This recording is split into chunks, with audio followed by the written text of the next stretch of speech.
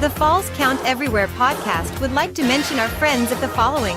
For the most intriguing wrestling stories and info on independent shows in multiple regions, nobody does it like We Talk Wrestling. Subscribe to Facebook's #1 interactive community for professional wrestling today. Pro wrestling on Tuesdays are a blast with the Wrestle Talk podcast. Join the entire crew every Tuesday at 7 p.m. as they bring their takes on the major circuits, showcase interviews with various indie stars, and news on the #1 fantasy wrestling promotion, the FWWC. Visit them at facebook.com/WrestleTalkPodcast and at WrestleTalkCast on YouTube and X.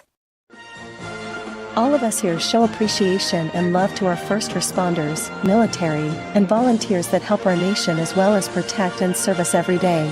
Thank you for all you do.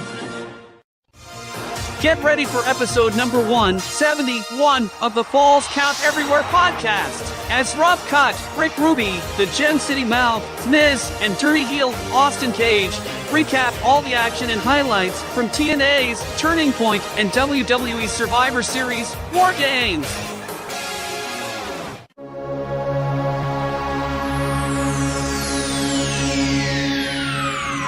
Ladies and gentlemen, may I have your attention, please?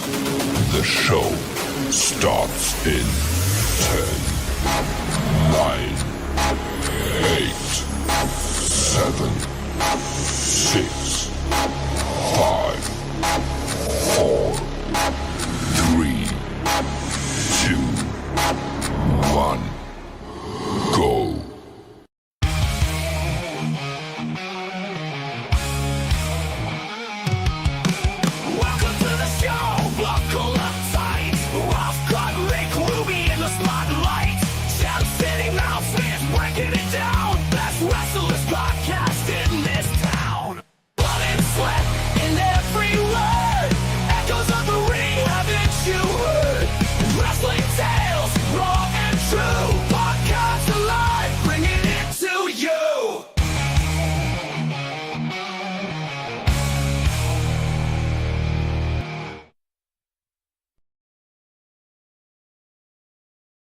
And good evening, everybody. Welcome here to the first episode of December as we're getting ready to wrap up this entire year in about a few weeks or so, but we are excited to be with you here tonight for episode number 171 of the Falls Count Everywhere podcast. Wow. And we are live after a large, somewhat eventful weekend of professional wrestling across the pay-per-view and PLE airwaves.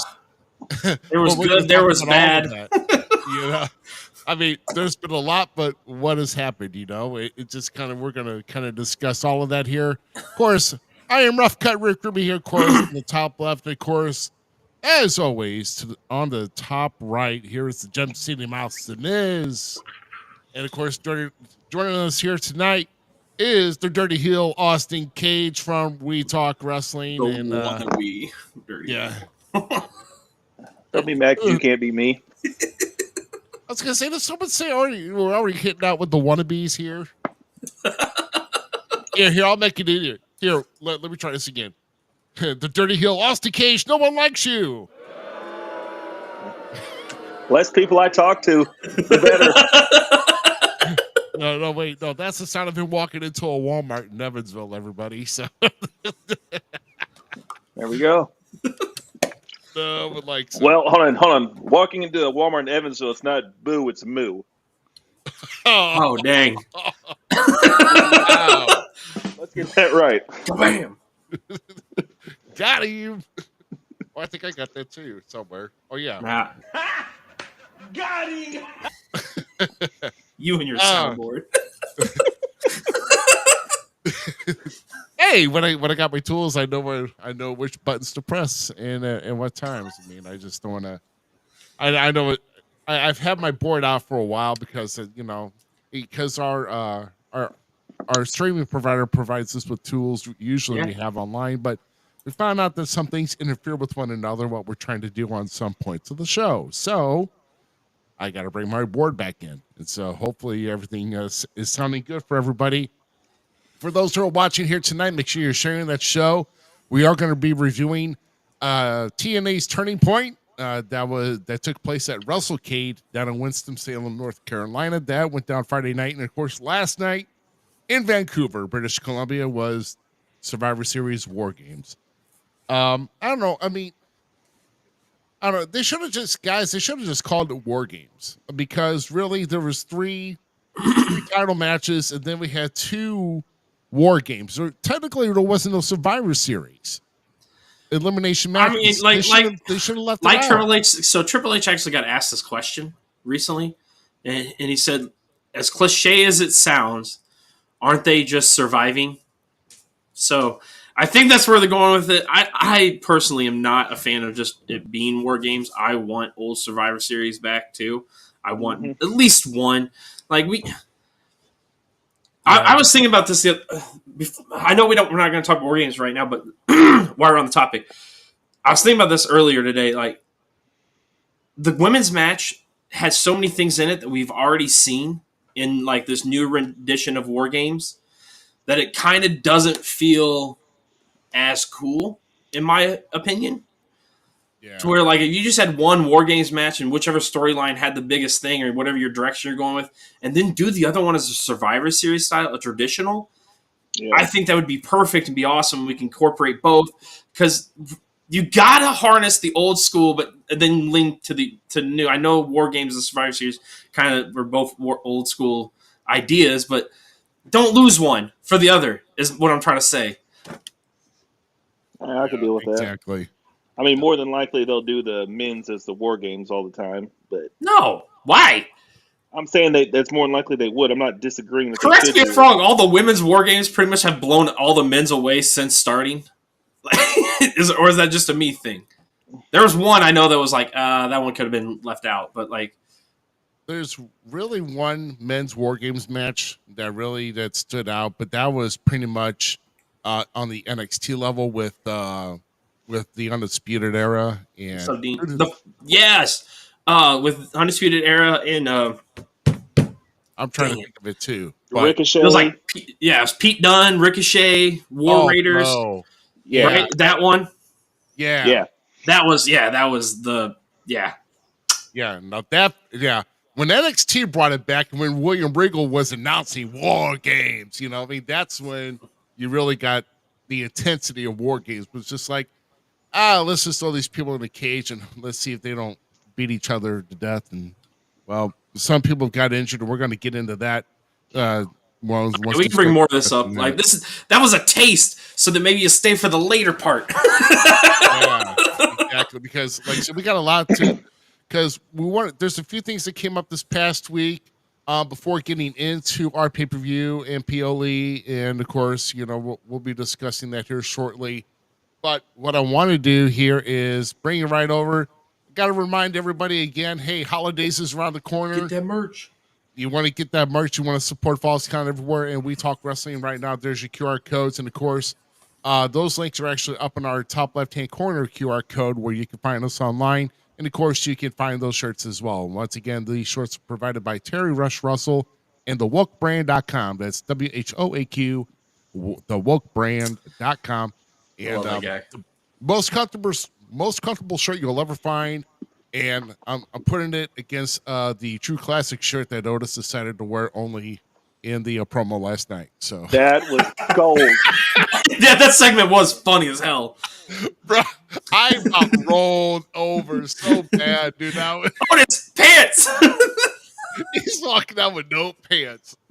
Oh yeah. Look, that was... Dude, Akira Tozawa knocking on the door, and then Otis's hand, like, Otis. Oh my god, I can't believe that. But there's one other show that's going to be around the St. Louis area here. That Z, you might be at this coming Saturday with Violent Nights. Yes, it's the plan, dude. That's the plan. Yeah. Now this may be an old poster, but did I hear an announcement of a triple threat match now? Or yes. Oh, hold on. Yeah, I don't know. We're gonna get you the poster later, but once again, it's gonna be Violent Night. There was an update on the poster, yeah, and I never got it to you. That's my fault. It's all right. We may get it before the end of the show, but I'm so Justin Poole, Jerry Morgan, the shooter, were supposed to be a singles match. right. 5-star Jesse James did not get his pin. Like, they were both pinned. So last month, during Jerry Morgan and Jesse J's match, they both pinned each other. Both shoulders were on the ground. Yeah. So 5-star wants his rematch. He feels so they're giving it to him. Dysfunction and the powers that be are giving it to him. And we have a triple threat match now. Poole versus Morgan, the champion, versus 5-star. But I'm telling you, those three are going to kill it. This is no disrespect to the main event by any means. My money is right there. Jody Ultra, Chris Exodus. That's going to be Barn burner. That's going to be one. There's fuel and anger. Poole's just on his mission to get his title. He thinks he deserves it, and rightfully so. He does. But those two, Chris Exodus and Jody Ultra, they're gonna steal the house. I'm calling it right now. All right. And there is still time to get advance tickets at Illinois Elite Wrestling.ticketleap.com. And of course, if it's at the door, adults is $15, kids 6 to 16 is $5, and of course under 6 is free. Yeah. Kids are free? No. I mean, I can act 6 in a heartbeat. Yeah. You're not a kid though. Yeah. Yeah, so at least that's the last show, at least last appearance that you'll see is Zmiz in this year. Of course, I am done until January. Thank God. Give me some rest, Lord. I need it. And then we'll start talking about some other things here. But as far as big events coming up, like I said, we're looking into 2025, and we have officially, verbally, not. I guess we kind of missed one another. We've not actually talked, but I'm sure it's not going to be a problem. But as official, as we reveal this one, here we are. So we are officially going to be at SICW's Fan Fest 3. That will be in St. Louis at the Hilton Airport Hotel. So that's like really across Highway 70. He doesn't have to go far. Stop bragging about having to go far. Stop bragging. I don't want to tell him how close. I mean, I am close here, but I mean, like, I don't want to be known as that close. Hey, Ruby, come here real quick. You ain't far. Come here. Yeah. I got a 2 hour. No, I can't wait. FanFest. I've been to several of these, like, FanFesty or Comic-Con-esque things, doing things. SICW does a great job at FanFest. This is going to be the third one. Even when we've had the flaws of the old building, it was still fun. This time we're going to have a whole new world to make memories in, and I can't wait to see who shows up, man. I've got to meet Ted DiBiase, Medusa, JBL, Hawk 2, not Hawk 2. Hawk 2. Sorry, do not hurt me. Do not hurt me. The Hawk 2 girl, what? Oh my God, there's a photo of Haku choking me at one of these fan fests, and that was actually the Halloween spectacular. But still, it was SICW related, bringing in the legends for the local area to reconnect and have that fun. But yeah, Haku, please don't hurt me. But no, the fan fest is a blast, man. It's a good time. I list off barely any. We had Godfather. Papa Shango. It was Papa Shango. It wasn't Godfather. He was flopping that day. He was, dude. He was going back and forth in pain. It was great. He should have done half the face, so that, like, he turned his, because he would. That's. You guys compared faces of trees, so it's okay. We did. We went and talked about trees and blends and stuff. A good guy. Got a great group of people. I might convince Chris's ass to get out there, and we go Dude, out there. It's a good time, and then you get to watch awesome matches with some great local guys. Brandon Beretta, Big Texan, that's one of my faves. Like, he's a good dude, just knocking heads off with a clothesline. There's so many great guys, just so many. And Attila Khan, he's a really nice guy too. I got to keep saying that. I haven't been bit yet. GQ has. It's something about GQ around Attila Khan at a convention. That I don't think it was my fault. Yeah. This is St. Louis, though? Yeah. Yes, it is in St. Louis. Yeah, so... Y'all have to send me some more details to that, and I'll see if I can get Chris to go. Yeah. Oh, that'd be fun, dude.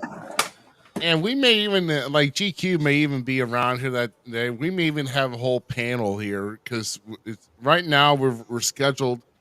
what we usually like to do on the main day, which will be on May 17th, we like to do a live simulcast of everything going on. I usually thought about cutting it to 2 hours this year, but we'll see. But no more than 3. I mean, Dude, my we God. were having a blast last year. Yeah. I didn't even think 3 hours went by. Well, this day goes by quick. Yeah, and it was.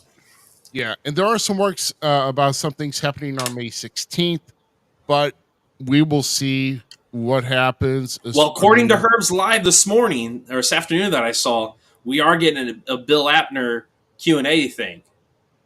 So there might be a panel Q&A session. I mean, it sounded like.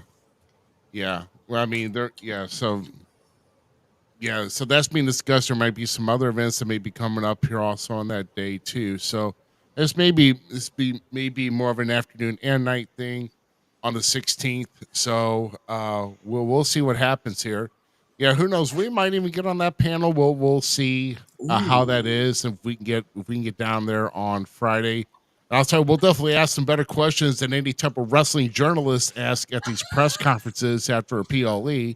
I'll tell you that right now. I just trust the trash can. That was hilarious. Where's my gunshot here? I thought I had a gunshot here. Dude, I see this video. Oh yeah, here we go. This is better. Shots fired! Shots fired! There you go. Yeah. No, when after the match, when Rhea Ripley picked her up and basically did the dirty pillows thing, that should have been like a sorry, love, I got stuck in your dirty pillows. You're terrible, Lord. So we'll talk more about that. But like I said, that's going to be our big thing in 2025 is SICW FanFest 3. So we will be there, and we will be doing a live simulcast. Hopefully, we'll have a stronger internet signal that we'll actually get a hold of, and climate control the entire time we're there, with no hiccups of turning on. No hard a nipples. little warm. Yeah, shots at you, Aviator. So, let's see. So, let's kind of talk about our first thing here. As we're drawing this through. So, this past Monday, the Women's Intercontinental Championship has been revealed. It has now been official. And I had an inkling that this was going to happen, guys. Once we saw the women's U.S. title, so now we're getting into women's getting their whole brand of everything. So right now, once this has been established, along with the U.S. title, it means that WWE will have 12 championships throughout the entire Raw and SmackDown brands. And of course, Adam Pearce announced that they're going to start qualifying matches tomorrow night on this Raw. So, I will say though, I mean, creativity. I would think that maybe creativity would have been, on the minds of those who wanted to create this belt or these belts for the women. But it's gotten so bad that I'm just craving that Divas title now. Right. So they took out the word heavyweight in that center, and they just put a couple stars on that, and then they put women's. So that's all they did. I mean, it's fine. It is what it is. I understand I understand why they're doing it, but I'm not going to get into it. So if you know, you know. But I can't wait to see what happens with it. So taking away the little negative, who's your first pick? That's the real question. Who's in it? I forget. I would like to see. I don't know. I know mine. I would like to see. You know, I actually would like to see a member of Damage Control get this. I have two. I have two. So if it's not one, I want it to be the other. Miss Kairi Sane being number one on my pick. Okay. And then Zelina Vega. Okay. So we're somewhat in the boat, but we're not there. Well, don't. I mean, according to me, okay. I'm thinking out loud. Sorry for thinking out loud. My bad. No, that was a beautiful response. Like you can't. You're gonna have your favorite people, and I'm gonna have mine. That's the beauty of life. It was just the response on how you said it. I loved it. Austin, Who do you got? Yeah, Austin, do you have somebody possibly? I mean, it's just the personal thing. Is because she's done so much, and they just screw her over so many times. I want Chelsea Green to win. Well, that's my U.S. champion title. That's my U.S. Oh, my fault. Thinking wrong now, sir. Thinking wrong. Oh, shut up. IC title. You got your Raw women. You got Damage Control, not Damage Control. That's Zoe Stark and them. Mm-hmm. Yeah. You want anything? You want someone from TDF to take it? No, not. No, I like it. No, but it's Zelina Vega. I wouldn't mind Zelina Vega. That'd be mine. I mean, I would actually honorable mention if Maxine somehow got it. I'd be kind of cool with that too.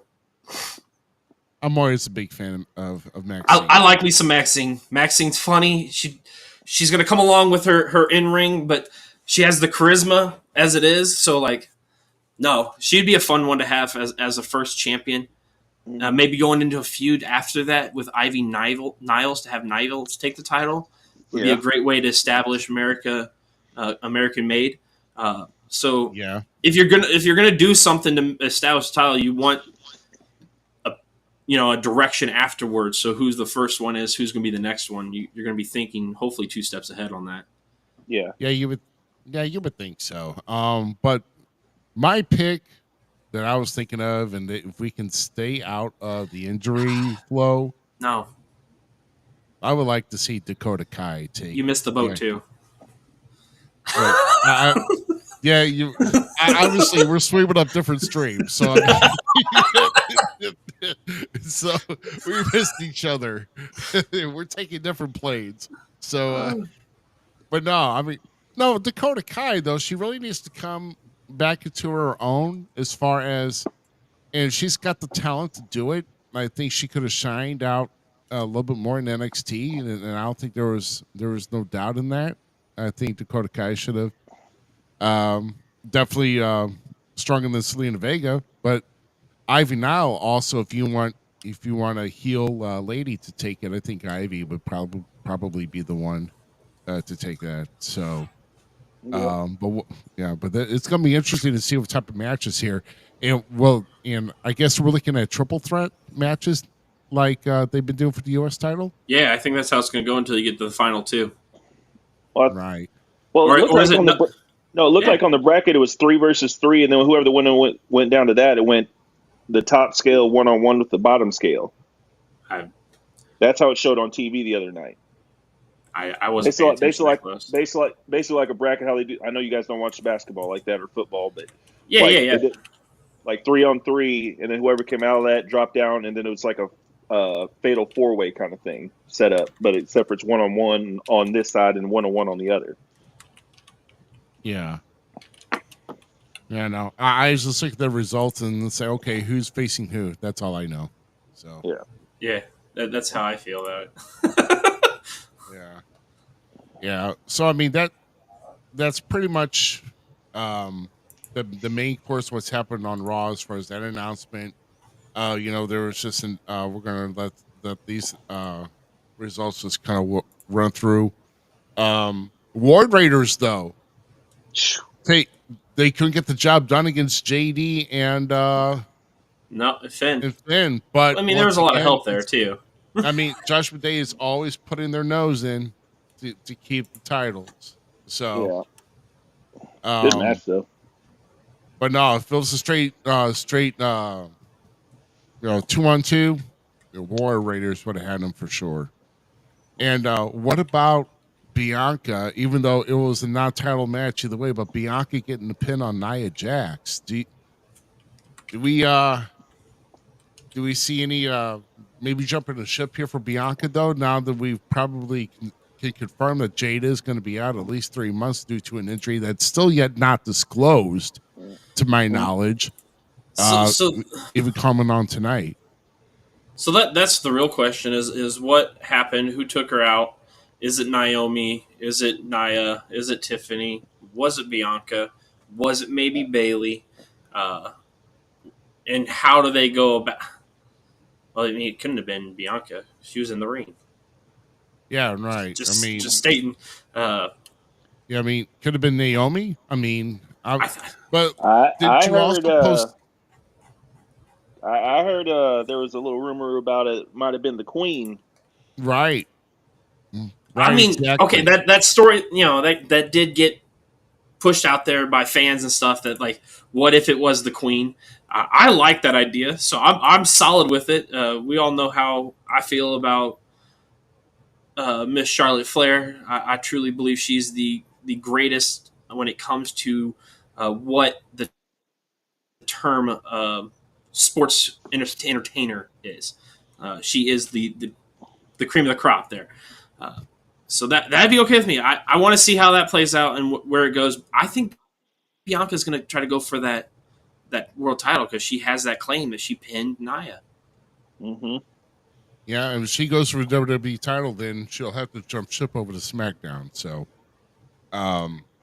which I've already lost track from the draft. Isn't she? No, I thought they were on SmackDown.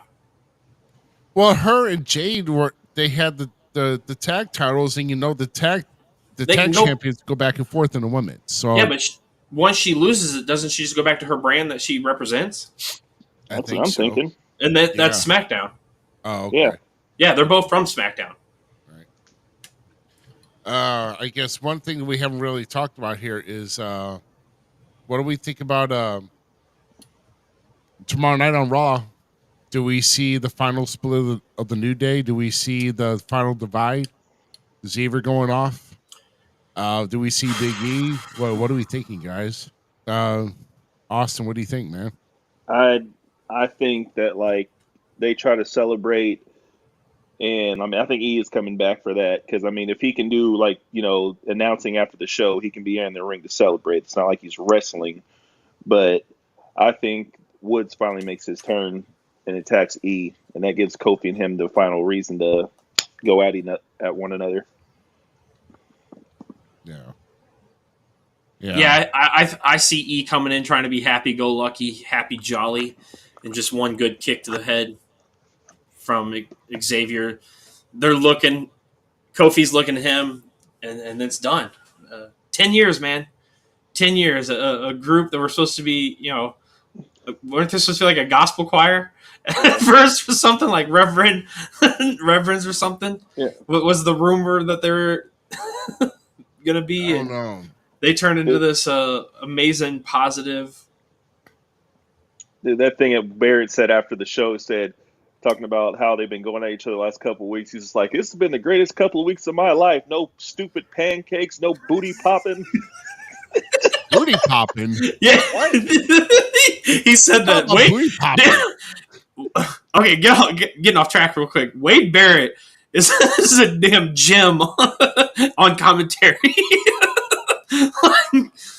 I know we had to lose Pat for a little bit, but I'm so happy we got Wade in return because he's one of my heroes when it comes out on that mic, man. Yeah. No, he said that no booty popping. no booty. Yeah, because Cody always likes to do the little twerk. Yeah. Wow. And Big E was all in the hips. That was like the whole thing where he was doing the tuba. Or he'd like take his like tops or his thing else, so it's like Call them man cakes. I love the New Day. The whole thing about this is like part of me, the inner child in me, the little kid that still watches this with me, is really sad that the New Day is going to be splitting or probably split. What if they swerve us and they stay together somehow? But like, I don't really see that happening. This is the final. I honestly want to see Woods by himself. I want to kind of see. Oh, dude, people don't understand how good Woods, is, because he played as Austin Creed in TNA and was one of my favorite characters there and one of my favorite wrestlers. So yeah, seeing Woods finally take his full step, dude, the digs that them two were giving each other in that promo. Oh my God, it was great. Like you felt the frustration of like the little brother being held down by the big brother kind of feel. And then the big brother like, no, dude, we've always tried to be there for you. You just never took the ball and ran with it, So like they had that dynamics and have that feeling on screen. It was beautiful. And like, I'm going to hate seeing the New Day break up. I really am. Yeah. I think it's inevitable, but 10 years is good. Some things don't last forever, especially the New Day. And especially when it's been Kofi and Xavier having to carry this for as long as they have, with Big E being out of action for several years due to that injury. And it does suck, but but like I said, I'm looking to see interested to see where Kofi goes, and does Xavier float to the Final Testament? That's another thing. So do you think they're going to keep adding people to the Testament like that? Like it's a new NWO. Why not? Wow. That's how I kind of feel about the Bloodline. I'm not gonna lie. Like it's pretty funny that the Bloodline is like the NWO of just one family. Right. So, but what's up, Static? Yeah, Justin, how you doing, sir? Yeah. So we're gonna move on to NXT. See, Robert understands. Consequences of Creed was the shit, dude. When he was down there in TNA, that was the bomb. Yeah. I'm still never going to get over that time when he threw up in the ring, though. Oh, that was bad. He did throw up in the ring. Fell off the ladder. You just see. He hit hard though, so like go look at that. Go find that video. He thuds the ring, just straight back. I was like, that's one hell of a spot. So we're gonna move to NXT now. Sorry, wrong way. Let's go this way. Get your cousin off the screen. So NXT deadline's coming up this Saturday.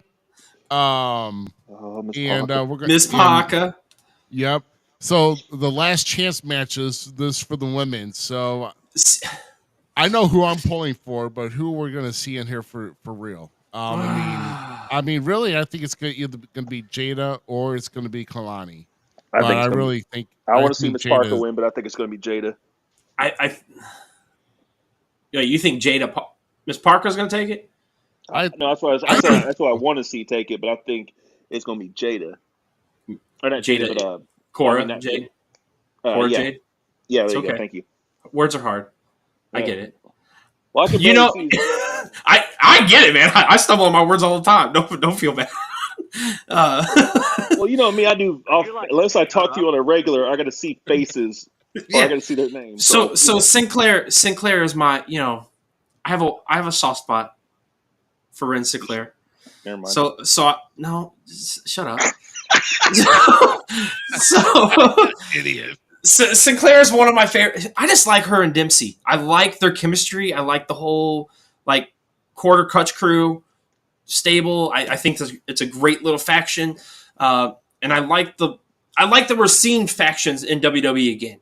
So we're actually seeing groups emerge and work together and stuff to accomplish goals. So I want to go with them, but Miss Parker all the way. She's become my new go-to girl, man. I Miss Parker is the bomb, and she can just. And she shows that the booty slap move could be actually cool and devastating, not like the rear veer. Sorry, Naomi, it's still, after like 10 years of doing it, it's still goofy looking. But like when she does that slide hip slump, oh, dude, I would hate to be the person on the side of that because that has to hurt. So she's one of my faves. But Kalani could be good. I'm kind of with you guys, though. I think Cora's going to be the one that skizzes her way in there. The thing I'm going to not like is if somebody comes out to distract Jada again and Jada doesn't get it. And I think, dude, get Lola Vice off my... Well, yeah, get Lola Vice off my screen. Yeah. She's not bad in the ring. She really isn't. I just don't like the character. Yeah. Yeah, I get it. I don't get it. I don't find you a threatening MMA chick. And I know she has an MMA career and like has like legit and did fairly good on record too. So mad props, because I'm not taking a punch like you just did. But, so many others like Sonya Deville and Shayna Baszler, Ronda Rousey have come before her, unfortunately. The MMA gimmick, like, it just doesn't stick to you, hon. It doesn't work. Yeah. Yep. Let's look at the men's side, though. Eddie Thorpe, Lexus King, Axiom, and Cedric Alexander. Now, if you saw this past week, though, Eddie Thorpe got into a little bit of hot water, though. Yeah. So I'm rooting for Eddie. That's what I think it's going to be. I want to see Eddie. He's kind of played the good guy, the nice guy since coming to NXT. And I think we are starting to finally see cracks in the armor to a potential, him turn, and we get a full thing. I like the build. Lexus King has more to go with his little stuff, with him trying to be the good guy. And then Axiom's going to miss the mark because old Nathan Frazier. Yeah, that was hilarious. I actually love these. I love Nathan Frazier and Axiom together. Their chemistry together is pure genius on screen. Like on a personal level, I want to see Cedric Alexander. Oh yes, Cedric's our dude. But yeah, I was like, that was good though. With Shawn Michaels like pushing him up against the wall, it's like, what is the matter with you and all that stuff. Piss off, get out of here. I want to see Eddie get. The dude's skilled. He's really good. He just didn't have like a real. He had a character and a persona, but it didn't like hold. And now like you're seeing the cracks and this like turmoil between good. It's kind of the reverse of Lexus King in some sense. Like we're all like, okay, is Lexus King really going to be the good guy? We're over here like with Eddie, like he's about to snap and he's just going to blow up on everybody. You want Lexus King to snap. Lose and snap about. But I don't know, but what would he snap for? I mean, I like this whole Lexus King trying to be better guy. Like it's put levels to his thing. It's put levels to the persona.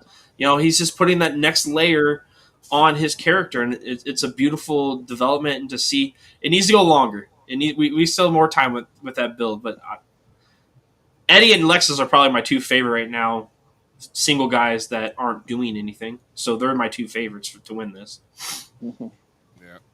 So I would have to go with either Eddie, but I don't see Lexus King or Cedric Alexander. Sorry, but if I had to choose between two, it's either Eddie or Axiom. And and there's two different ways you can go about that, whether Axiom losing because of Nathan Frazier, or somehow Axiom overcomes no matter what Frazier tries to do, and he's going to be in the match anyway. And so that's going to cause a little rift between the tag champions. That'd be such a fun dynamics. Yeah. Because then they're going to do double duty. Duty. Yeah. Duty. Yeah. And no one wants to hear about that crap. So yeah, Deadline is heating up to be a blast next week. Next weekend. Yeah. I mean, and not to mention the main event, of course, will be Trick versus Ridge Holland. And I know there's some other matches as well. But but that'll be this coming Saturday. Is NXT deadline, and we'll recap that in our second hour next week because we will be starting having some guests here in the upcoming weeks. So, what do you guys think of the Bischoff thing? The Bischoff coming in? All right, of course. That's a big. I don't know how I feel. Like if I feel good or bad about it. I feel indifferent, to be honest with you. But it's gonna be nice because as much as some people like to crap on Bischoff because his remarks of AEW and stuff, he's not saying the stuff about AEW to really shit on AEW. He's saying it as like, guys, I know what it's like to not do it right. If you really listen to him, that's what he's saying. So it's gonna be nice to see him because I think he's one of the greatest minds in the business. He took WWE to the limit in an era when we didn't think they could, be crippled and everything else. He grabbed the goose by the throat basically and wrung it dry for 86 weeks, right? And I mean, if they wouldn't have took the power away from him, it would have went longer. Right.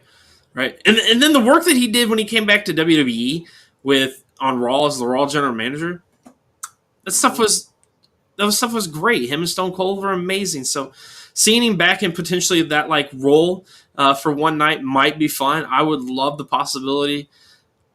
My brain goes crazy with like how Paul has been talking about Punk having owed in the favor and stuff. Like, what if these guys like?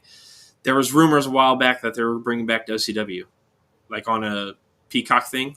It was like a thing that was talked about, right? You mean the WCW brand? Yes, like bringing it back. Oh, like Lord. WWE has the rights to do it. Like if. Well, I want to see like, Nitro then. I think something freed up to where they have the ability to do it now. That if they wanted to, they could bring WCW back as a brand. But like how everybody is like, oh, Paul Heyman's going to turn on Roman, blah blah blah. What if he did that and then formed his own there's so many people in the roster, right? And Triple H has talked about how they're going to start working with guys on the outside of the business and allow them to work more dates so they can get more moves in, so they can get better, more fluid in the ring, all that kind of stuff. Like talking all that stuff. What if that's one of their ways of doing it? Is like Bischoff comes in, steals talent, and takes it to this new WCW, and then we have like this little invasion of like in-home talent going, no, we're going elsewhere, and they made a whole thing of it. Like there's so many things they could do, and with the stuff that other companies are doing, it would be fun because then they're using journalists to their advantage and stuff. So that's just where my sidearm booking goes. But no, it's going to be fun to have Bischoff back. Sorry, on a tangent. Go ahead. No, it's okay. Yeah, we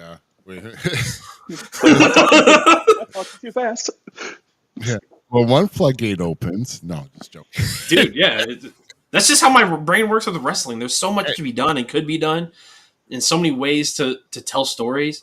And that's and sometimes an opportunity presents itself and it can be taken in more than one degree, more than one angle, or, Right. And that's just like with like AEW right now. Okay. So we got done with NXT. I know you guys probably watched, but you didn't watch. But AEW's having great storylines going right now. And some people are actually thinking the whole stuff going on with Ricky Stark might be a play, and they're using it to build a storyline potentially. And I love that idea and concept of like using journalism and all that kind of stuff and using these other promotions to then come back to the home promotion and keep building it up bigger. Like something went wrong with this, there's just ways to do it and do it right. Could we be seeing that kind of stuff happening? I don't know, but I enjoyed Dynamite this week. There wasn't nothing to note coming out of it, so that's my. The only notes is Pentagon is no longer under contract, and Ricky Stark got pulled from all events that he had by. Well, another thing I read that was like they're not going to let Ray Phoenix work, but they're not going to let him out of his contract. See the people mad that he's doing that. Like I understand it's business, whatever, dude. I'm not mad at you. Like, do you? Does it suck for like what could have happened? Yes, but like I used to complain when the other guy did it too. So Like if somebody wants out of the contract, just let him out. Like who cares? But Right. if it doesn't make a good business decision, I understand it, and I stand behind Tony Khan and them saying it and doing it. Like whatever, dude, be the boss. The internet were making fun of him because he went man up. So now he's manned up, and the internet's making fun of him. It doesn't make sense. I wonder what the hell happened with Ricochet. I think something happened in this match where he got hurt because that match wouldn't go from going boom, boom, boom to like a basic clothesline for the finish. I'm like, the hell was that? Oh yeah, like Ricochet. It did get shortened. It felt weird. It really did. Now that you're thinking about it, this is funny because Justin actually stated this. Eric also is going to MLW here coming up too to do something. That show actually was really good. The last PLE they just or pay per view or whatever they're calling their events because they do on the YouTube channel. That was a great show. I watched it. Yeah, so I don't know. Like the only thing I got out of AEW Invasion Angle. But the only thing I know I read that. Yeah, that's dumb. That's dumb. It's so dumb. It's so dumb. Oh my god! I love it. Static. But I sent the clip to. I think I sent the clip to you both of the Continental Classic, where the apparently the infatuation of the crowd was both men were bald. Yeah, oh, yeah. All the bald kids. Dude, okay, for one, the crowd's wrong for all that. It was funny because Cesaro and oh god dang it, now who he was wrestling? Ricochet.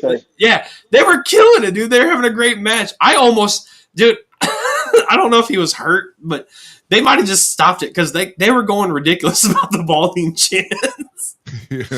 Yeah, let's go Baldy. Baldy sucks. You know, it's like which one? Which one? Bald is beautiful. Like they're just ridiculous about it. You are bald. You are bald. And that was the biggest chant of the night. I'm sorry, dude. I'm sorry. I want to kick your. You're pretty short, man. I'm pretty tall. You might have to get a stool to do that, buddy. But I'll help you out with it. I'll bend down. I'll squat down for you, Justin. Just. Hey, Zach, high five up here. I can't. Static's a good dude. Static's a great dude, man. I mean, he can still make Foley's move with sweet chin music, you know. He can kick you with the shins. He could probably still kick my ass in the ring, so I'm good. I'm good. You tall. He's an awesome guy. Doing a lot of help with people in the business. Should we kind of move on to Turning Point? I think. Yeah. Because we'll talk about the matches here, and then we'll talk about the overall aspect of Turning Point here. So, kicked off with Mike Santana and Frankie Kazarian. Match was actually pretty decent, I thought, for an opener. But Mike Santana getting the victory on that. I'm going to be putting up the results here. So really nothing on the line here, just a good opening match, or try to get a solid opening match for the pay-per-view. And then let's see, the Turkey Bowl match. I kind of had a lean that it was going to be Joe taking this. I really didn't see anybody else really benefiting from this at all, except for Hammerstone. Who called it? Yeah. Now, is Hammerstone really hurt, or did he just? I mean, because he looked like he pulled a hamstring. Yeah, he looked like he pulled something. And he pulled a hammy. So something happened, which sucks because Hammerstone has come a long way within the last year. Like, so the dude is really starting to cook. But yeah, Joe Hendry got the pin on Mr. Brian Myers. Oh yeah, and he had to don that turkey suit, which wasn't much of a suit at all. It was like some goofy ass thing. Well, if there's only one man that made that turkey look good, and that was Eric back in the old TNA. It was built like like if a stripper had like a tuxedo shirt. It was like a front with like a back, like backless back. It's like a Velcro strap with like some type of turkey gobbler. And we have to make mention that PCO did get pulled from the match, and Rhino did step in too. Yeah. So PCO did not make the match. Unfortunately, we heard a couple stories why he didn't make it, so it's been really unconfirmed. He probably just didn't come down. Travel issues. Yeah, It's called "Oops, I forgot to board my plane." The Oops, I didn't dead get my don't board ticket. planes, I guess. Yeah. Oops, I'm sorry, I didn't make it. Overall, this was a fun match. This is a good one. Yeah, it was a fun match, but I'm kind of glad that Joe Hendry did it. But if you did any of you watch the countdown, the turning point? No. Okay, so they had Joe out there to begin with, as far as like trying to come up with like some material, how some of these guys look at turkey suits and all that. And I don't know. It seemed like horrific? the material was lame, and I'm hoping that Joe did not write that because that's probably some of the lamest crap that he's done. It's really bad. If you want to go back, it's only about a 7-minute clip if you got 7 minutes to waste, but it's really bad. But I'm just saying, Joe, please, you got more creative in TNA than you do with WWE. You're smarter than that. You're more creative than that. Please don't get lazy on your creation, sir, or find something, Yeah. man. I just hope. I was hoping to get something funny, but even I couldn't laugh, even just watching it. And it wasn't the crowd's reaction that persuade me to just say, God, that that really stunk. But it did. But I'm moving on to the next match. This kind of expected. Now I thought for a bit. I thought the Laredo Kid did come back toward the last half of this, but he did kind of make it a contest through the later part of this. But Moose pretty much showing his dominance. And I'll tell you what, though, Moose has the most entertaining spear I see. I don't know. See how a guy could spear somebody and flip after hitting somebody. It's so bad. In my opinion. It's about as entertaining as the Spinneroonie, even if Booker T did it today. So, I mean. Dude. It's Moose. It's Moose. That's all you can say. Well, I like the match other than the spear. I am just over the little flip spear. Yeah, I've seen that at a Glory Pro show once, and I looked at my brother. I was just like, bro, what the fuck was that? When he did the flip, I was like, you too damn big to be doing a fucking flip. They performed really well together. It was a fun match, but yeah, Moose, get rid of the spear, bro. Do something else. Yeah, seriously. I mean, the size and weight difference. Could you at least not pick them like high in the air and just throw them down? I mean, Moose is a big dude. The spear. He's a big dude. A spear is for somebody who's smaller who can't handle the bigger guy. But this is a bigger guy handling a little dude. I mean, unless he's trying to split hairs or trying to. Especially when here's my issue with it. Especially when you got guys like Rhino who's still doing the gore 10 times better than anybody because nobody can do a gore like Rhino. And then no. Then you have you have Braun Breaker over there on Raw. That dude's spears are looking like javelins. I'm not going to see Moose do no flip with hitting a commentary table trying to do a spear on somebody. So, it's just goofy. No, I hope that man iced up after hitting that damn table because I know that hurt me. I grabbed Braun my chest. slammed he slammed the table. Shoot. But yeah, the Moose and the spear, it's got to go. Yeah. I know plenty of guys. Click on that bottom comment, Zach. What? I was saying he's big, he plays football. I was like, there's plenty of guys that played football and didn't have to do a spear as a finish. Well, so what? If he's a football player, sure. So I mean, when he tackled somebody, did he flip too when he was done? That's what I'm saying. That's what I want to see now. Yeah. Unsportsmanlike conduct. Unnecessary flip.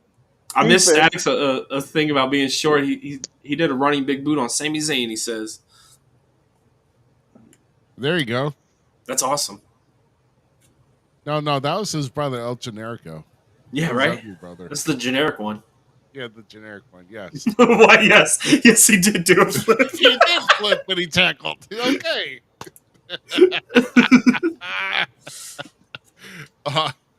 I just like El Laredo Kid. I think he's super talented and needs to be showcased more. So I guess that's probably one of the reasons. I'm still not 100% sold on Moose. Like, I want to like Moose, but I'm one of those people that are, like, on the fence.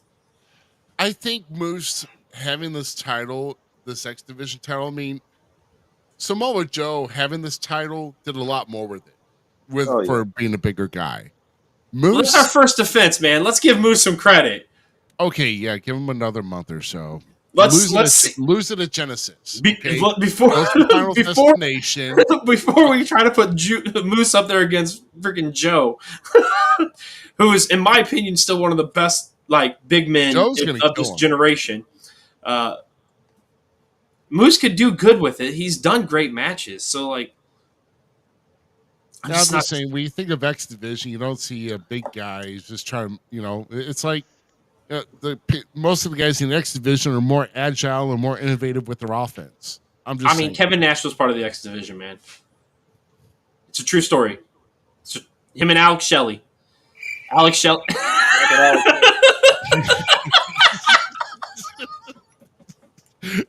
I hate you for that. What were you trying to make with that point with Kevin Nash? Why? Because Kevin Nash. Oh, I'm sorry if anyone in our chat. I love Kevin Nash. Don't get me wrong. Okay, so what I'm about to say is I still love Kevin Nash for Kevin Nash, but let's be honest, the man couldn't wrestle. He wasn't good. So he was, he was just able to talk and be entertaining. No, but that crap that Alex Shelley and him used to do, like when Shelley was great, dude. Camera on the side, act like they're recording other X Division. Dude, you don't understand how great Kevin Nash was with the X Division with Alex Shelley. That stuff, like, you got to go back and watch old TNA because when he did the splash off the bottom row. Oh, that was great. Dude, it was probably some of Kevin Nash's best work. I'm not gonna lie. I think we lost Ruby. See, Nash was the best X Division champion. He was. Kevin Nash was the X Division champion. Wait, what is? Moose has a lot of talent, but he feels he is. Yeah. Well. Yeah. So he may be stagnant because he's done everything there. I mean, but wasn't he in NXT though? Agreed. Who? Moose? Wasn't he in NXT previously? I don't think Moose has ever been in the WWE. No, I don't maybe remember. He might have touched FCW, but I don't recall him ever being in any of the developmental or anything. Yeah. I don't even know where he came from, to be honest with you. I just know he's been in TNA for a minute. Yeah. Well. So I guess we're almost at the halfway point here. Oh, well, this is at the midway point here. What about this no DQ match? Fun match. Josh Alexander and Steve Macklin. I mean, these guys, it kind of started off slow at first for about the first 5 minutes, but then they started picking up with some weapons. And oh gosh, what was the best spot? The best spot for me was when Steve Macklin's on the apron and the trash can's on him, and then Josh Alexander hits the ropes and just shot through and cross-bodied him on the backside. Like, dang. Oh yeah, that's kind of douchey. Or what? One of the spots though that really had me, kind of cringe a bit is the way that I think it was Josh who took a tumble or flip over the second rope, over the top rope, and with the table going to the outside. It just looked really weird. It almost looked like a bad landing. I think it was Josh who went to the table. Here's one of the issues that I had with Turning Point. All in all, fairly good wrestling. It really picks up after here, as you and I talked, Ruby, previously. Yeah. So for me, it picks up after here. But production made it really difficult to follow and want to follow things because that camera just kept going like this, and I was getting sick. So the production value of Turning Point made it difficult to watch in some sense, and you really saw it in this match. So I don't recall the table spot that you're talking about. Yeah, well, I mean, I don't know. This is toward the end. This is before the shell casings came out. Which I thought it was thumbtacks at first, but then that had to hurt. Shell casings that came. I was like, bro, that's gotta hurt worse because those things will not give. And you have them little sharp edges, like oh. So Moose came from ROH in New Japan. Nice. Okay, thank you. I really didn't have a clue. Man, but Moose was trained. Yeah, but yeah, so Moose was also trained by Mr. Hughes. Wow. Okay. Dragon's Gate, GFW. That's awesome. I've honestly never really looked into his career because once again, he's not somebody that burst out on the table for me. But he does decent stuff, so I can't say he's bad. Mr. Herb Simmons, how you doing? Thank you for that awesome announcement this afternoon. It was a great way to wake up to hearing FanFest 3 around the corner, buddy. Yeah, and crazy bastard wanted to do it again. And let's move to that because I don't think he's seen this. So that is yeah. We made the announcement, so I made this artwork for you right here. And if you're wanting, I can get this sheet here later if you're wanting to do those. But we did make the announcement that we do have intent to be there in May. So just to let you know, so yay! I like to make art too. So Static coming in with information. I like this. Thank you, Static, for helping. We love it. Yeah. We love wrestling encyclopedias. Yeah. I love it because we can't watch it all. So like we can give our 2 cents on this, and then you can help us out. Like I love having that knowledge flow of just like information coming everywhere. Yeah. I hope so. Back to Turning Point in this match. I do hope this is the end of their little like escapade feuds. I hope so too. And then with a no DQ, more than likely. I think we're seeing one more, yeah.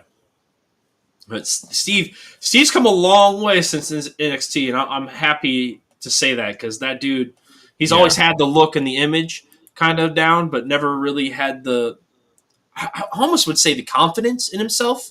And I think that's a lot of things that a lot of people in this world deal with, myself included. But it really has been showing the work that he's been doing in TNA the last, year I think he's been there. His confidence has grown exponentially, and his in-ring ability has grown just because of that. So mad props to Steve Macklin and the work he's done. And Josh Alexander is one of my favorite people. Like, I got one of my favorite photos. One of my favorite nerd times was getting to meet Josh for the first time, and we've met Ethan like 7-8 times at this point. And Ego section. And so Josh is on one side of me, and All Ego's on the other side, and All Ego's trying to kiss me on the cheek, and Josh is like, love the photo. It's legitimately one of my favorites. It's like hanging out with the boys. I dig it. Nice. Another great time when we piss people off. There you go. Well, the 6-man tag here, which we had another travel issue with the Rascals and Kushida's team, which only Zachary Wentz showed up in Kushida. But taking Trey Miguel's place was Matt Riddle. Bro. The shaman himself. Yes. Dude, it was cool. I can't wait to see what happens. Like, if it was just a one-off thing, because WrestleCade was going on and Matt was there, and if things did really mishap or whatever, you don't know. But Matt Riddle in TNA could be one of the biggest blessings for us all for things, because he's going to bring a lot more of that. One thing about TNA that has been missing for me is like that next level of character development to some of these guys. Who are you? Give me who you are. You know, we're at that level. We need to know who you are. Now, some of it I'll admit because I'm that guy. I just haven't paid attention to some of these cats. So to the rest of you that know them better, I thank you for educating me because I want to know them better. But he's one of those guys that has the bro just reeks charisma, dude. Whatever. Even when he came out, they were wrong. Was it Vic said it right? Because when he said the last time I saw Matt Riddle, when he flipped his shoes off, them stupid little birds came out. Probably not the right thing to say sometimes, Matt. Vic. You idiot. With some random shit, though, when he flipped off his flip. So. But all around, it was a great showing. All the guys hit their spots. I think people need to start giving Zachary Wentz like his flowers and his dues because that he's worth more than just a tag team wrestler. I'm saying that right now. Absolutely, yeah. I mean, he did hold the X Division title for about a few weeks before he lost it back to Mike. Charisma's called weed.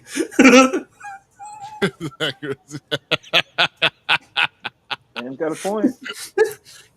Boy, we are ruthless tonight, are we? Happy little trees, happy little trees. Zmiz has a lot of charisma. So much charisma. It's called a blackout screen. This is just in all honesty, this was a throwaway match. It was a good match. But a good throwaway match to line up to who I believe is the match of the pay-per-view, which is here. I would have to agree. And I had a feeling it was going to be the match of the entire pay-per-view. But Masha defending against Jordan Grace, the signing of that first fall and even the second fall was good, with Jordan getting the first fall, Masha getting the second. Then Rosemary coming out to kind of observe during the third fall, but Masha getting the decisive win over Jordan Grace. So Jordan, it was a great back to forth. Like this match was. Oh my gosh, bro! Yeah. Once again, another peak performance of females outside of other promotions. Right here, these two women knocked it out of the park. Yeah, I mean, like I said, I'm a really huge fan. I mean, these two really are the top tier in the knockouts division right now. And Jody Threat. Yeah, Jody Threat. Don't forget my girl. I'm just saying. I'm sorry. So right now it's Masha number 1, Jordan number 2, then probably Jody Threat. Oh, number 3. Jody Threat is Jody. I absolutely love her. You know what's really funny is so Mia and I were sitting there watching this match because Mia's a big fan of Jordan Grace, has become a big fan because of NXT. But they kept saying Slamovich, and Mia turns to me and goes, "Dad, I'm sorry. Are they saying Slamabitch?"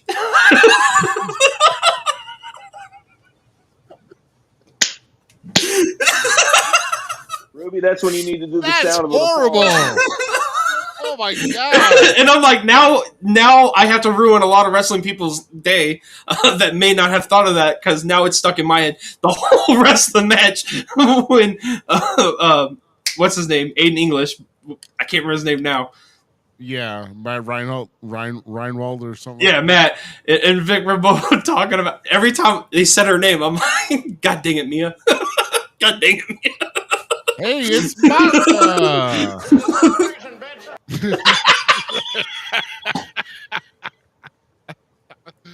Oh gosh. Yeah, so it was a fun match though, but Mia made it better for me because of that.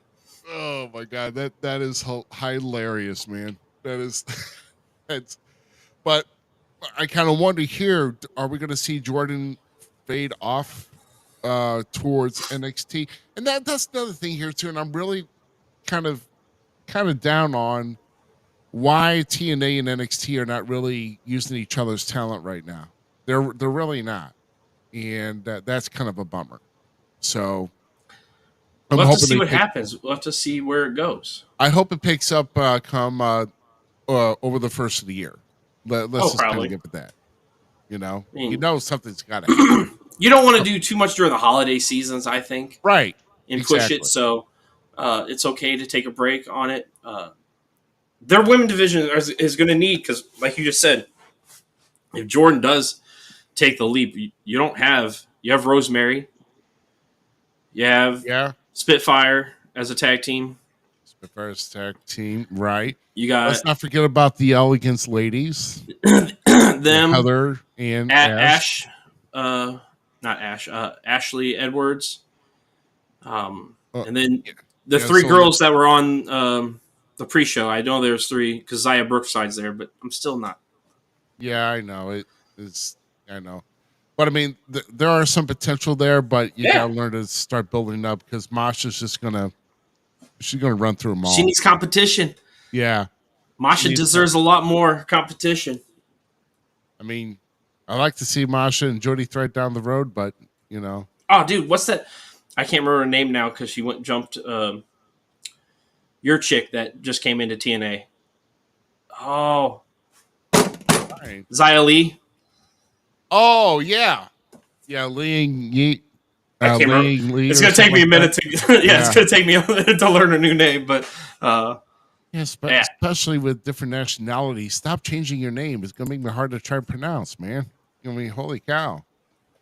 Yeah, but we'll see after the first of the year because it'll go right into the Royal Rumble and everything, and then of course with Genesis, and we'll just see.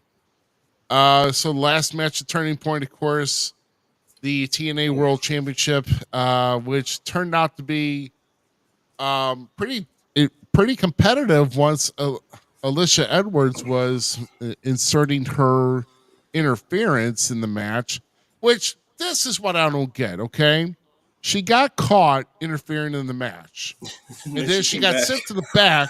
She comes back out while the referee was distracted, and then of course it doesn't work, and then she stays out there, and the ref doesn't say anything about it.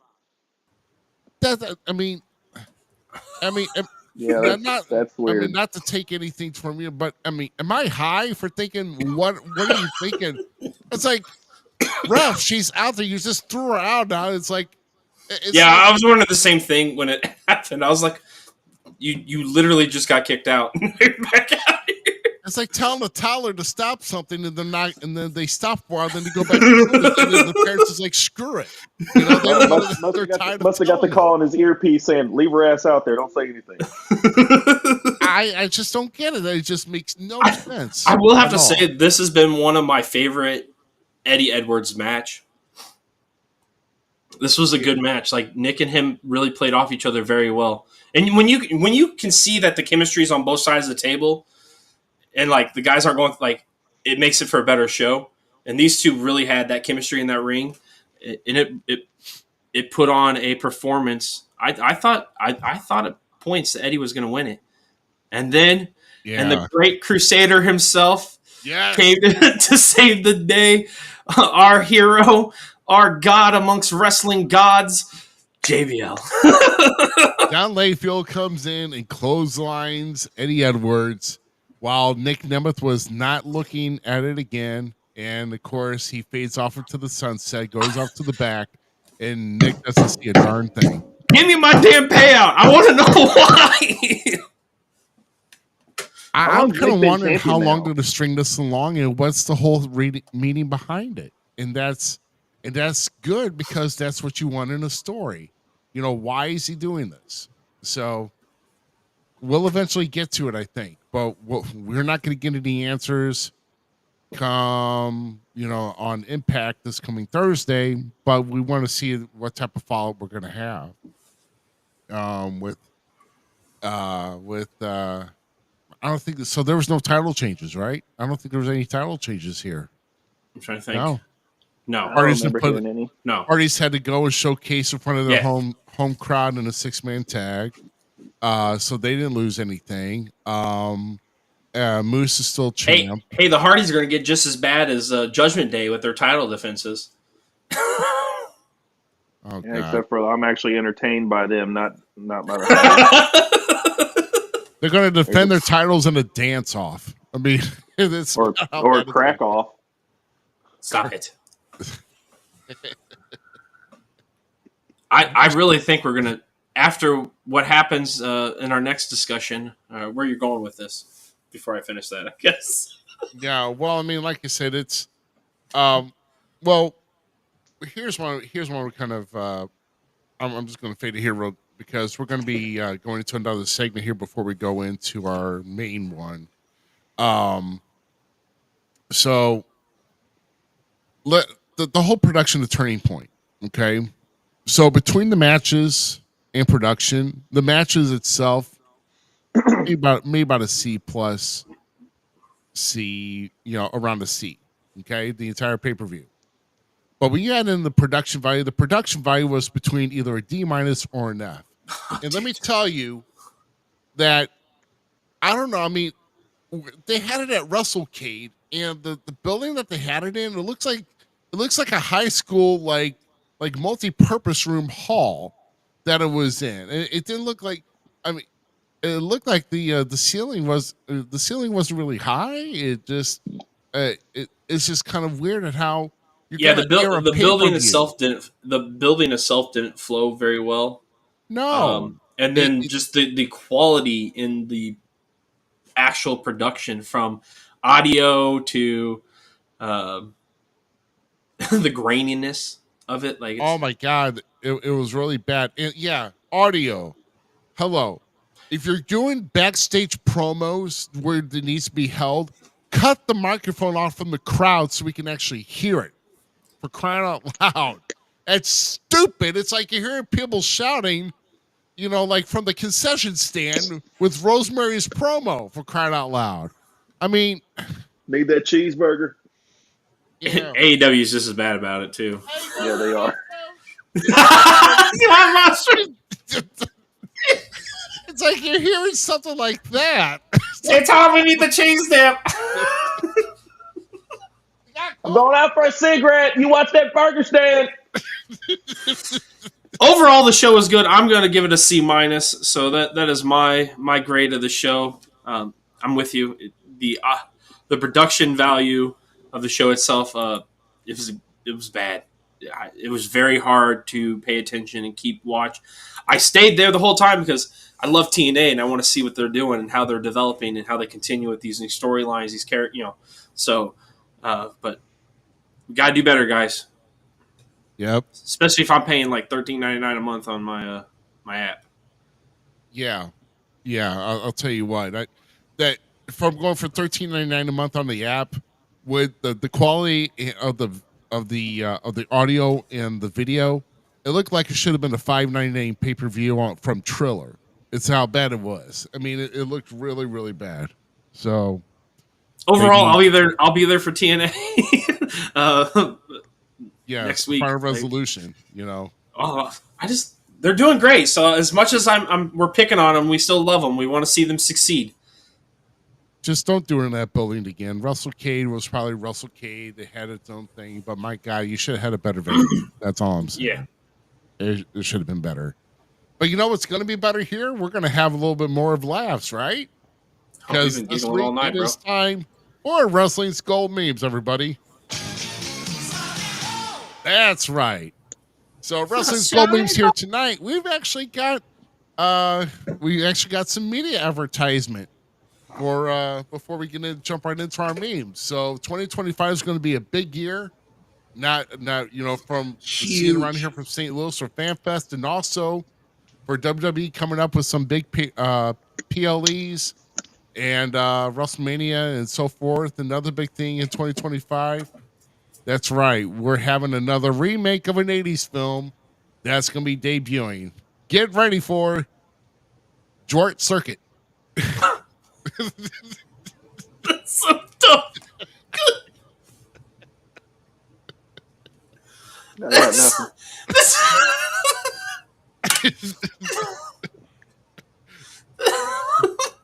Oh God, that's so dumb. That's nothing. Right. It's John Cena trying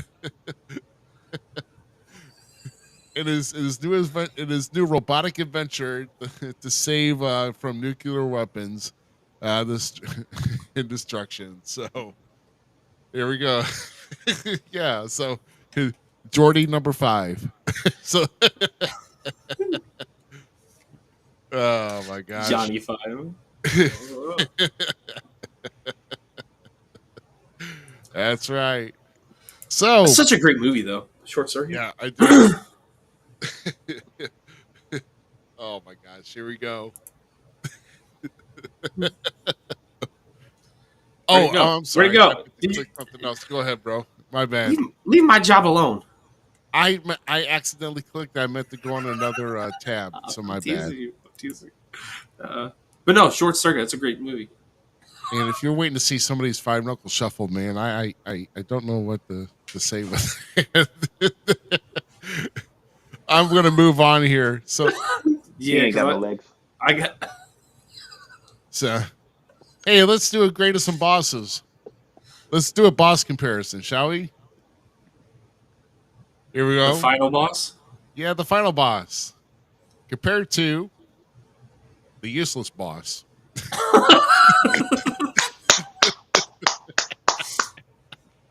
I mean, he put his foot down this week. Oh, yeah. Ricky, you can't work any indie shows. Screw GCW. Sure but Moxley's cool still. It doesn't make sense because Moxley just worked there and is getting ready to work there again. So Moxley just gets to do whatever he wants. I mean, he is walking around with a briefcase, not the title. He's smacking. Dude, like, why does Tony's hair look like some shit out of Grease in that picture? I don't know. I don't know. Tony's hair has a battle with Frizz on a daily basis, so he looks like some kind of gremlin. Oh my god! I couldn't see that. He's the smart gremlin grown up. The walking Brillo pad. Anyway, so he's a scrub daddy. No one wants those scrubs. Oh, poor Tony. He's as ugly as unholy hell. You don't have to dress up for Halloween. Poor Tony. We're over here making fun of Tony. Next one. We do have a next one. Okay, so what about the behind the scenes footage for CM Punk coming back in Survivor Series? So we gotta keep these captions here. You know, with Paul Levesque and CM Punk, you know, hey, we missed you. Welcome home. You're not going to FedEx me walking papers again, are you? No, I think we moved past that. CM Punk, yeah, we've matured a lot. And then you've got Dropbox, right? He says, I'll fight you right now.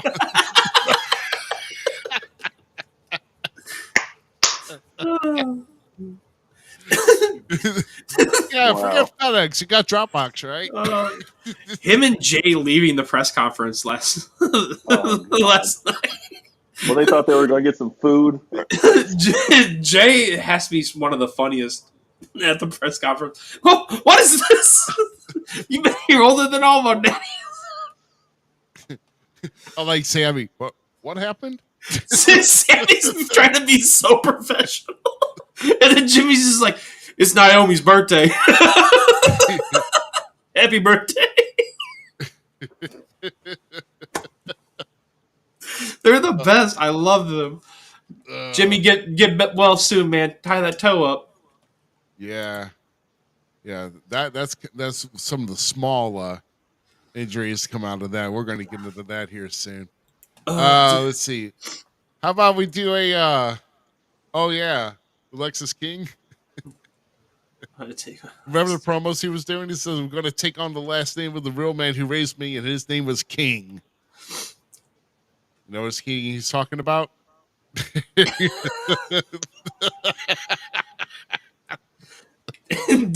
I'm not going to lie. If they somehow, David Arquette and them came back, I kind of wouldn't be mad at this point. If they did something dumb like that. For him to like take back the Pillman name. Because that's kind of what I still hope this whole thing is. He takes the Pillman name still. My favorite line in that movie is when they're like laying in that camper and he's like, wakey, wakey, hands off Snakey. I will rule you. one of my guilty pleasure movies. Ready to Rumble. If you know, you know. It's the only reason David Arquette got the world title. So just saying. And then became a deathmatch wrestler. Yeah.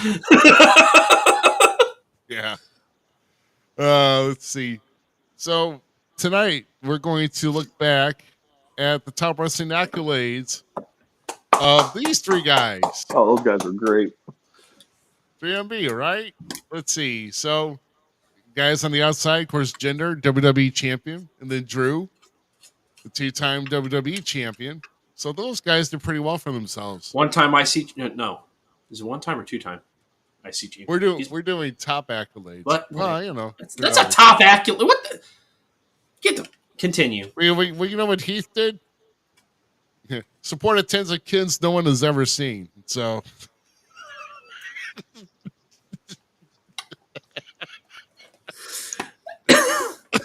I can probably say this with great confidence. He would not like this meme.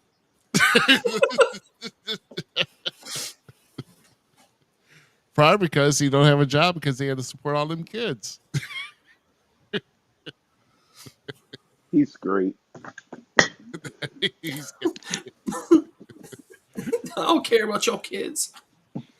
Yeah, but do you wrestle your kids? That's not an accolade here. I'm going to beat these kids wrestling. Oh, man. I mean, he has a point. Heath has kids that beats WWE champion, so I respect that. I'm with you on that static. I'm with you. Yeah, too bad this didn't come around High Mania, so he could have seen this. Oh, shoot. And then I think we got another series here. Oh, yeah. Remember last night? about the OTC holding out Punk from going out of the cage. Wasn't too happy, was you know, Roman? Yes, I showed him who's boss on this team, right? Yeah. What does Punk think? Like hell, he's getting any of my muffins tonight.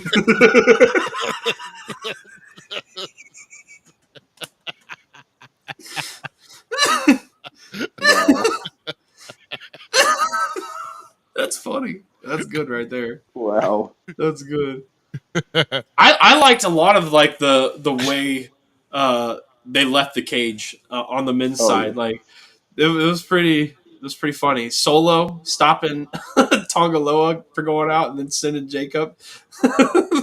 Dude, that had me because he's just all the way down. If he would have said I love Solo on the way down, I would have been happy.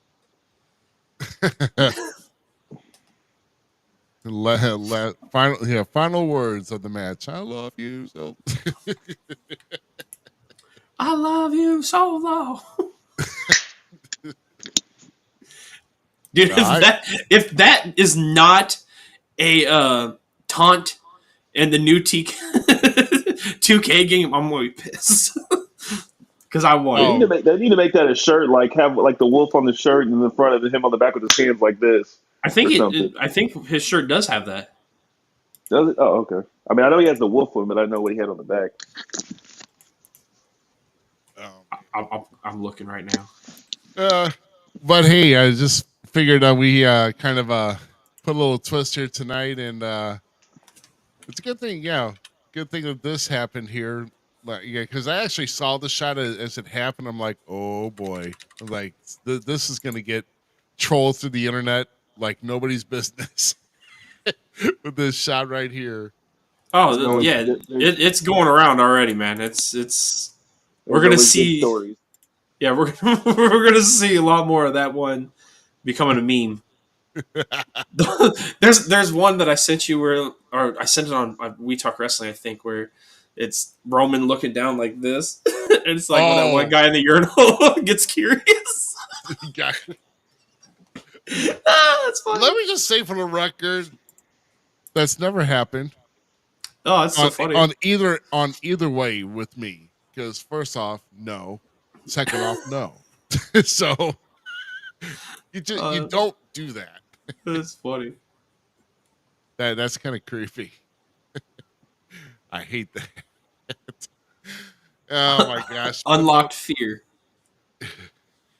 No, he doesn't. He just has the wolf on the one and then a Jacob Fatu shirt. My bad. Oh, okay. Yeah. That sucks. Yeah. I want the I But love that's you all we have solo. for the gold memes here tonight, and but we'll try to see if we come up with something here for you next week. But we will have guests here for you. We'll talk about a guest here next week that we'll have, and then of course, we'll talk about the our plans for the rest of the year in 2024. But I want to take a shout out here to all of our watchers on YouTube, of course, all of our watchers on X. We do have some watch flow here between Facebook and with Twitch as well. Make sure you're sharing that show. Make sure if you're not already doing it, if you've not done it already, make sure you follow and like to all of our media. That's in that QR code in the top left-hand corner of our screen here tonight. So I do love this shirt of LA Knight where he's crossing the Delaware. Oh right. With the title. That's pretty freaking cool. I do like that. That's a cool shirt. So I do remember seeing that. This oh shirt's man, funny but as fuck. we're gonna get into. Well, I don't know. I thought I had. I had a Survivor. I guess I didn't have it. I'll get it made up. Don't worry. But we're gonna go ahead and talk about Survivor Series.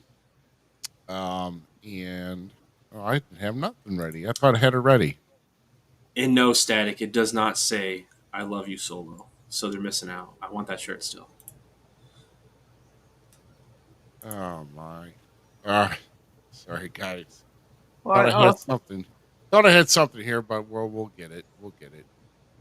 So let's go and flip to this right here. That's right. So Bianca Belair. So Rhea Ripley, Bianca, Io Sky, Naomi, and Bailey. So they win the women's War Games match, and well, let me tell you, I don't know. It seemed, I don't know. Did it not seem too extreme at some points here for you, Z? Because it just, first off, Nia was kind of lackluster on her offense at points, and I just I don't get it. You know what I mean? I don't get it. But Nia looked lost. So I think I said it when I came into the green room earlier tonight. Here's the thing. We started the show with it. I truly feel like there's just too much of the War Game stuff. Like there's done all these things, and not that the women didn't bring it and do what they're supposed to do. A lot of the things just felt unnecessary. Like I just wanted to see a brawl. I just wanted to see a fight. I don't need to see people jumping off cages all the time, and it loses that flair. So if we're gonna do criticism to AEW for doing it, WWE just did it right there to us, and it didn't work at all, and I wasn't there for it. I loved the show. The show was great. It was fun. But, yeah, I didn't need Tiffany Stratton and Io Sky doing simultaneous jumps off the Kate. Like, just make it more organic and feel smoother if you're going to do that kind of stuff. Just a lot of it didn't feel very organic. It felt planned out. And that really plays off in the final men's match. And I will get into that later. But yeah. I mean, and also, I don't think the right team won.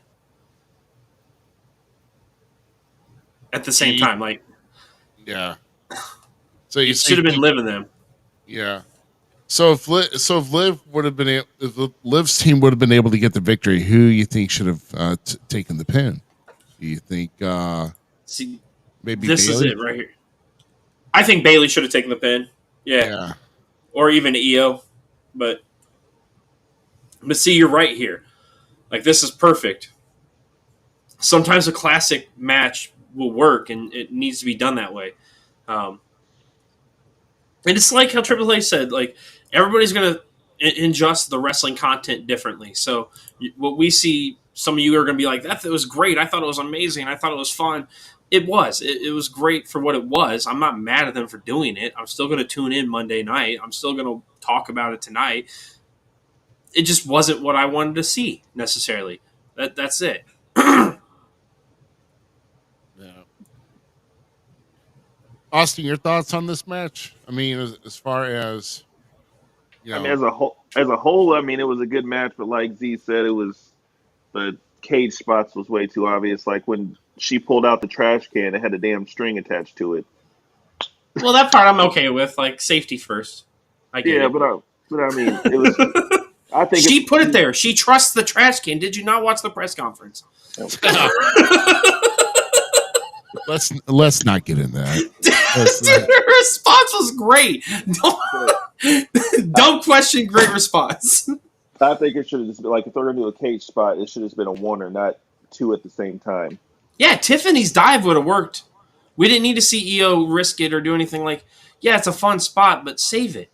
Save it for another time. Let one of the other girls shine and just have that moment of that's her. You know, like how people criticize Ricochet for being a moment guy, right? In some case, like Kofi Kingston has that moniker too. In some sense, when you think the Royal Rumble, you're like, what's Kofi gonna do? It used to be Shelton Benjamin. We're all like, oh, how's Shelton gonna stay in the match or come back from? Tiffany could have had just that moment in the cage, like Io had so many years ago when it was in War Games NXT, right? Like, let them. Not everybody has to shine. Not everybody has to have the golden star. It just felt there's too much. Like, I don't know. Because now it's going to be like every time she's in it, well, we know what's going to happen. She's going to jump off with the trash can. Yeah. And I really like Tiff's spot better anyway. Yeah. Mm-hmm. I mean, like you said, it's. I mean, with this, I mean, it seems like this match was just kind of forced, and it just the only mystery here was. It could have been a Survivor Series match and been fine. Yeah. Yeah. Honestly, I think there should no disrespect to the women, there should have only been one War Games match between the new and OG Bloodline. That's it. Everything else, either do a 5-on-5 elimination style or do like some other type of special match, but don't take away that. Technically, that's how you should have called the Survivor Series War Games. Have a good big Survivor Series match, then have a War Games match. That I would have been fine with, but they overkilled this. So Static, I'm not taking away from the moniker or anything or what she's about. I'm totally fine with it. But this right here, what you're saying. But sometimes less is more. That's the key. It was too much. Yeah, definitely too much. Absolutely.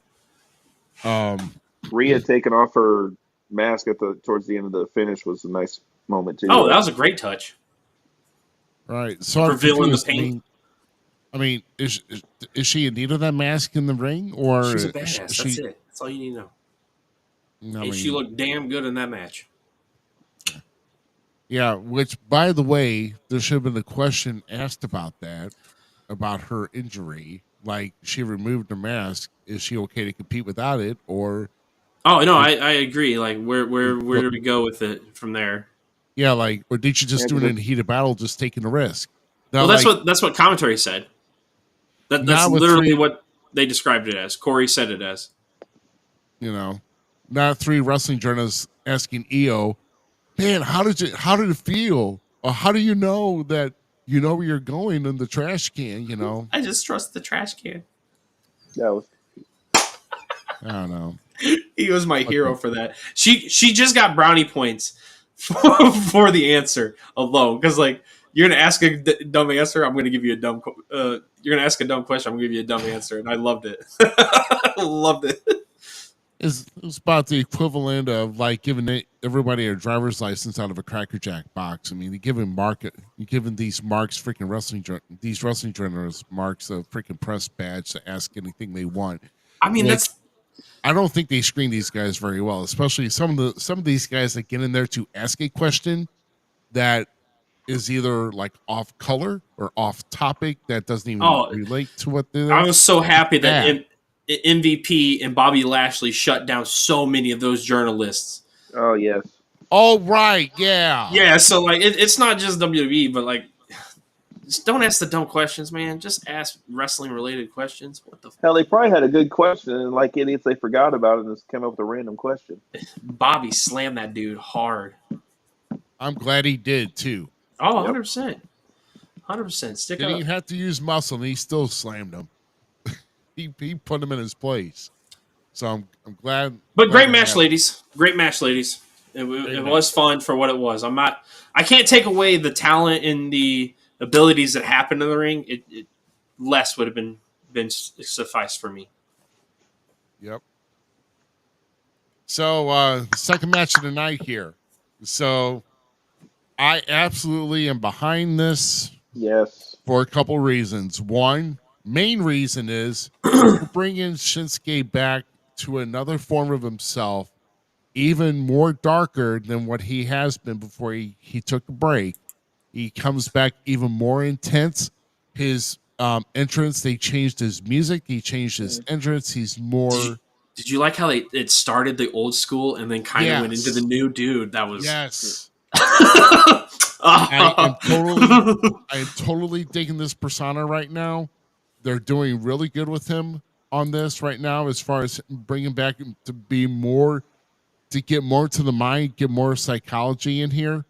This new Shinsuke is awesome, and if he would have lost to LA Knight, they would have killed everything that they brought him in for. Well, see, this is what people are like stunned by, because like first people are like, "Oh, Shinsuke is not even a threat to LA Knight. Look what happened last time he came in." Blah blah blah. No, people don't know Shinsuke. Yeah, so it's a beautiful story, because now it's going to give Knight, who arguably in some case, and there's a lot of people out there, podcasters, journalists, all kinds of, have said this same statement. So this ain't just a Zmiz stating this. You can go do your research. LA Knight is a better chaser for the title than he was champion. And there's that feel. So like, can he build himself back up chasing the title to where he has another meaningful title run, maybe, or a better title run? That's the story that can be told there. And then Andrade, Carmella Hayes, like there's so many people ready, and Nakamura is a guy to really shoot a new lifeblood into the U.S. title, in my opinion. He's going to make it relevant again in some sense. Dude, that match with Shinsuke and Andrade was good as hell on SmackDown. Oh, dude, yeah. Knight and him did amazing, actually. I've thoroughly enjoyed their bout together. Like, that was... Nakamura just came up on top, man. He had the right tactics that night. That mask he had on was badass, too, walking out. Oh, yeah, yeah. I do agree with this statement. Yeah, so I mean, I know a lot of people were hyped with LA Knight a year ago, but looking at him now, it also makes you kind of wonder how much creativity is he going into with his character and how he's getting over. It just seemed like when he got the title, he started dying off. Yeah. And honestly, guys, if we didn't have that controversy with Logan Paul before SummerSlam around the Olympics, I think that LA Knight would have not even won that title. But come think of it, though, we've not seen Logan Paul since SummerSlam. Will we see Logan Paul in 2025? I mean, I just don't know. Royal Rumble. Yeah. Maybe he comes back. I don't know. I mean, I don't know. Maybe Logan Paul is now probably going to try to beat up Mike Tyson now, from what I'm seeing. I don't know. Oh, my God. Yeah. Tyson saying, I don't like the Paul Brothers at all. Tyson, you got your 20 mils. Just go sit down, bro. Yeah. What's some of our other grandpa? Then we get to see his bare cheeks again. Anyway, so moving on. No, that was a good match. I'm glad that Nakamura won it. I'm really curious on where his character goes and how he develops more, because a guy that's been in the business for so long, when you have so many guys that can do that and re-elevate themselves and keep themselves relevant, that's a testament to the skills that they have mastered in this industry. Side note, booking, like you love to say, Zach. If AJ returns, that'd be something good. Oh, bro, do we get another dick punch?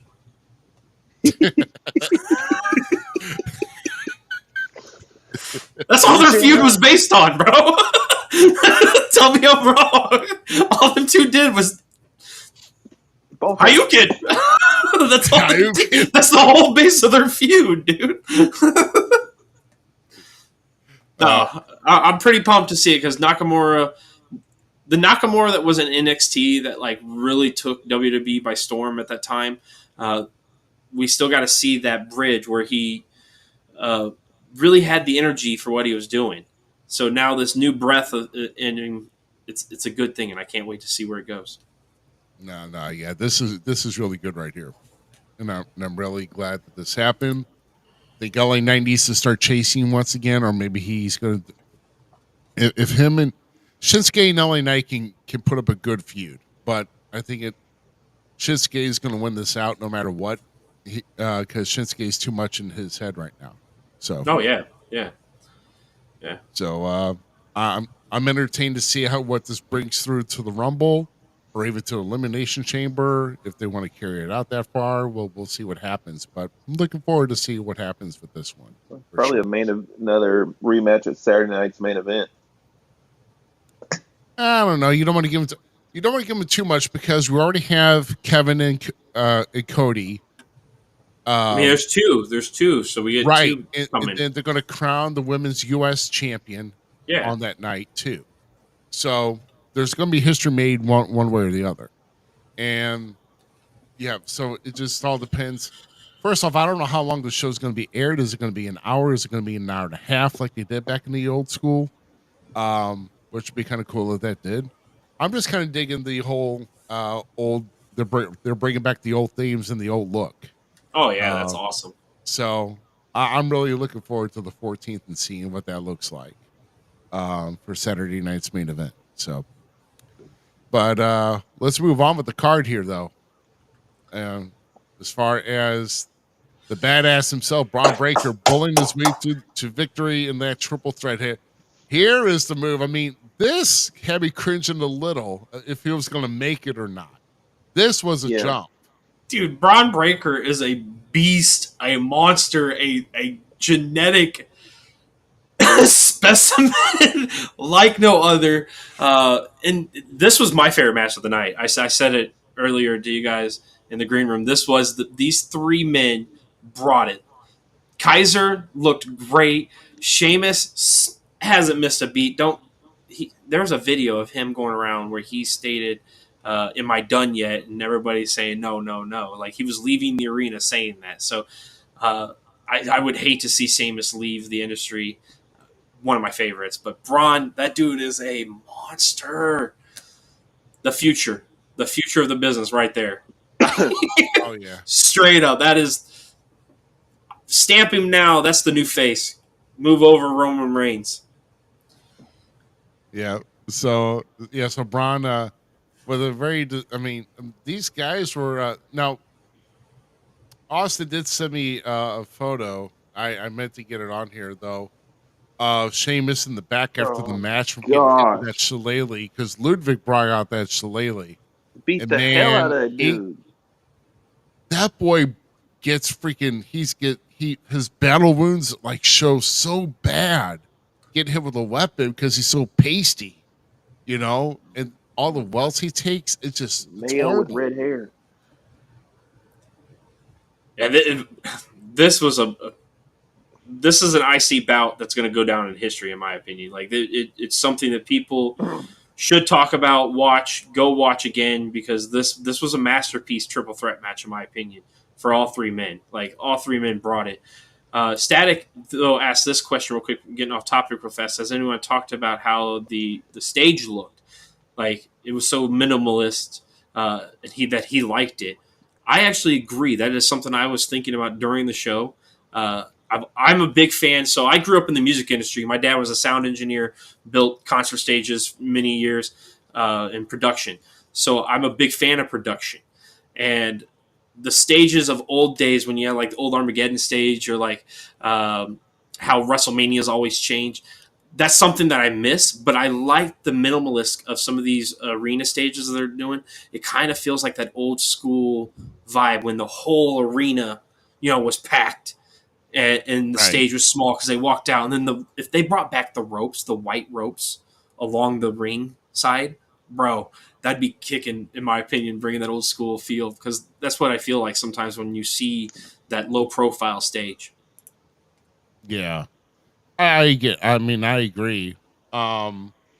Just having a big entrance, keep it minimal, and maybe put something, because all they have is just like LED boards throughout the hallway and then like on the walls. And I mean, you didn't see really too much artwork on them, but that's okay.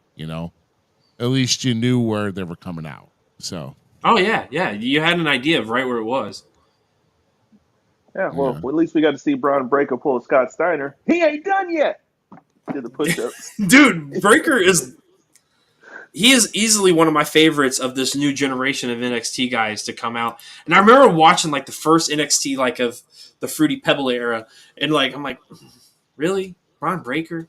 Like he's gonna take out Tommaso Ciampa and like, all that good that the Black and Gold was doing or did, and then look at him come now, bro. The guy is he just keeps getting better, and that's a real dangerous problem. He just keeps like, where's this man gonna be in 10 years? I can't wait to see, because the dude's a star. Promos. Oh, dude, he can talk, he can go in the ring, and he has this. Package. One of the reasons I've always been like an Orton guy, right? Right.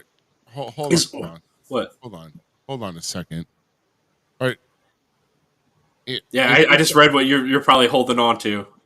Okay. Now, can I just say I did not watch this because I couldn't stand the hideous artwork that whole stage was in about this Fruity Pebble era.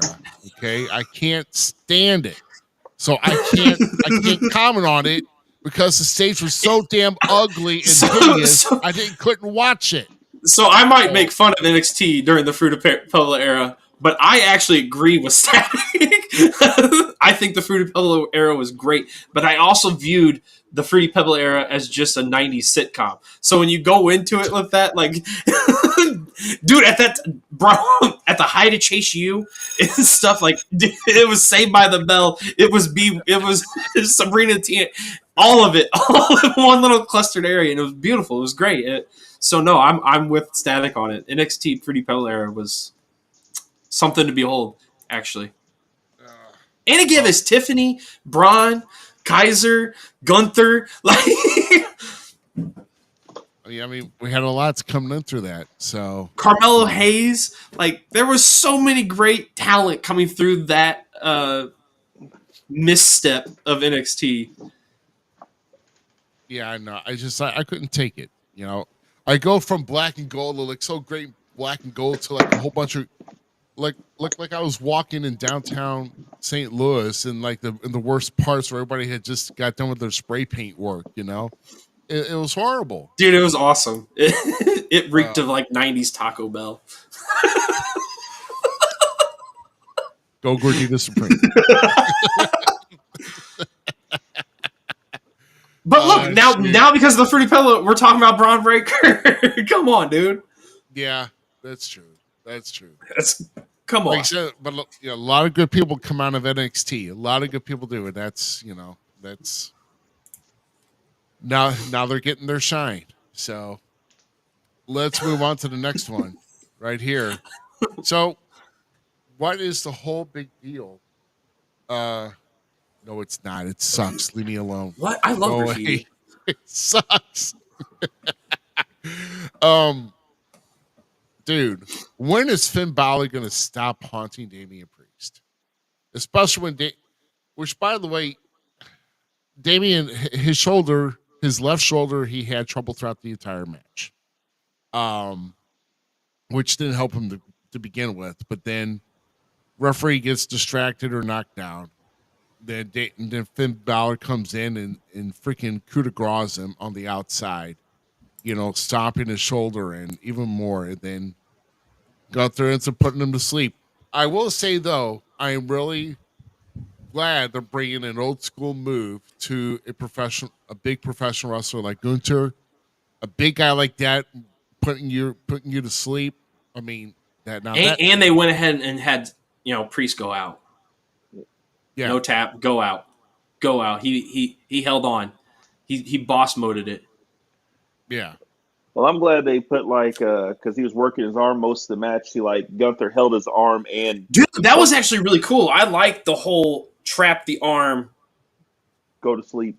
Yeah, that was unique. I know we've probably seen it before, but it felt new and fresh, and that just stretched my arm good. God dang.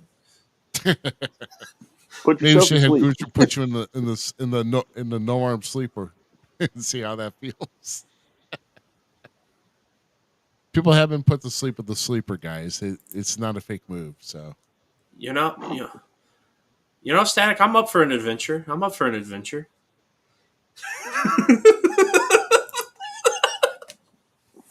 Yeah, it's not happening, bro.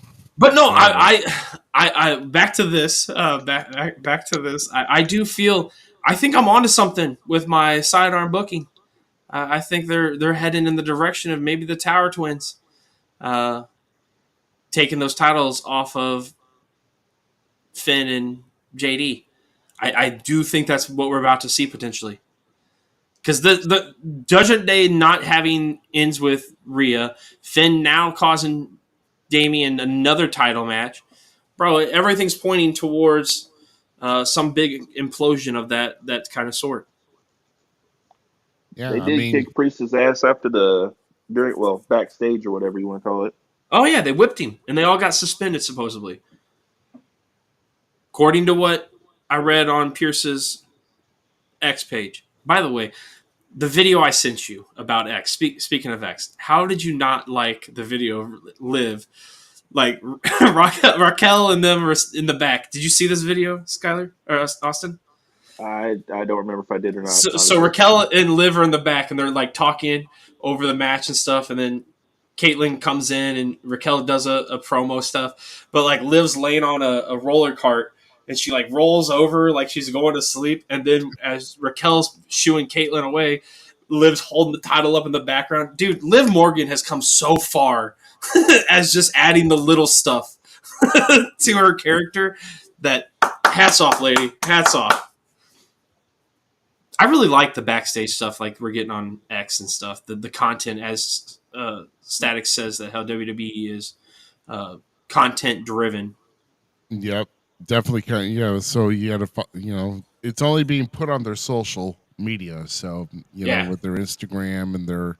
And if you're not watching the speed stuff, you guys are still missing out. There's some good matches there for the short amount of time it is. I keep meaning to try to do this. I keep meaning to try to watch Speed, but it's right in the middle of my work day. It's like, I would have taken a.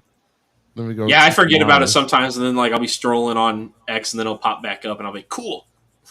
Yeah. Oh yeah. So, yeah. So no. The next challenge for Gunther, who knows? Man? That's the real weird question. Is like who is there? I don't know. I don't know who's really still on. Like, I'm sure he's going to probably cut like a promo tomorrow on Raw, and whoever it is going to come out, and that'll be his next challenger. Yeah. Well, let's look at this here. So the men's War Games in.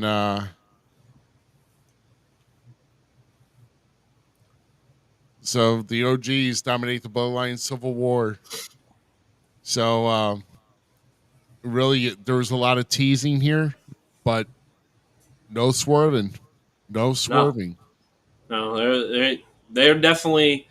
This was setting the groundworks for what is to come when everybody makes their settling debuts in 2025. I think. I think this is playing out towards more of when Raw and stuff goes to Netflix. Back to 3 hours. Well, it's funny to me that they've been wearing red. Has anyone noticed that? Like how all of the bloodlines now wearing the red, where before they they didn't have the red as much as predominant in their colors. The OGs didn't. Mm-hmm. So yeah, I don't know. I don't know if that's a subliminal thing. Is that playing on like Solo's T-shirt when he became tribal chief? The Falica or whatever is called is red. I don't know. But what is the favor of CM Punk to Paul Heyman that he's going to call upon one day? Where does it go between Roman and Punk now? The handshake was great. Like the whole build. So this is. I'm going to criticize the crap out of this, but I want you to also know that I loved everything about this main event. Like, from a story standpoint, and the fact that like I'm such a nerd and I look too deep into things, and the ending of this. So this is gonna be a negative. Like the Jimmy standing on the turnbuckle, right? 30 minutes. Way too long. Jacob's on the table. Like everything's happening, but nobody can tell me this is not a storyline portion of 2K WWE 2K video game where CM Punk is the created character in this the scenario, because that's exactly what I saw play out on screen was an end thing of 2K for WWE, and it was just great. It was wonderful. I loved all of like the little window things they did in the cages where, you know, Roman stopped CM Punk for trying to leave, and then who was it? Jay finally left, or Jimmy, I think it was, left to go help Jay. Jay started out, then it was Jimmy. Yeah. So, like, all that stuff was great. The whole thing was Solo stopping Tongaloa, and Tongaloa becoming my favorite Bloodline 2 member. I don't care what anyone says. The man is just a gag to watch on screen from just the mere, you know, mess ups that he does, and the fact that a guy just keeps that's my guy. That's my guy. I love everything about it. Table into the ring. That was hilarious. Jacob walking down to the ring, just all, I love you, Solo. I love like if he would have said it, getting in the ring, like would have been just a little more cake. But it was just a story the whole time. Like the whole time, it's just story playing, and it was such a wonderful ending. I couldn't be mad as much as I wanted to be like, all right, Jimmy, jump, Jimmy, jump. He even pointed to like one of the guys like or something. He's like, "You gonna do that?" And the fact that Bronson Reed blasted that as soon as Bronson went to the top of the cage, I'm like, I hope to God they pull him off that table and it just flattens that table, and then he just boom, patty cakes, the table explodes. Jimmy goes up, and that's the whole time I'm thinking. I'm like, oh, what's some ironic BS if Jimmy just eats this table? And no, but it was great. I loved everything about it. The men's war game was so much fun, in my opinion, just because it was just story. It wasn't nothing really. It was just story, and it was fun. Yeah. So let's note though that on that attempted tsunami or splash from the top of the cage from Bronson, it was Roman that was on the table, and Punk pulled him off. Also, looking at close footage today, it looks like Bronson Reed took a bad spill on that, and from what I'm hearing, like he shattered his shit.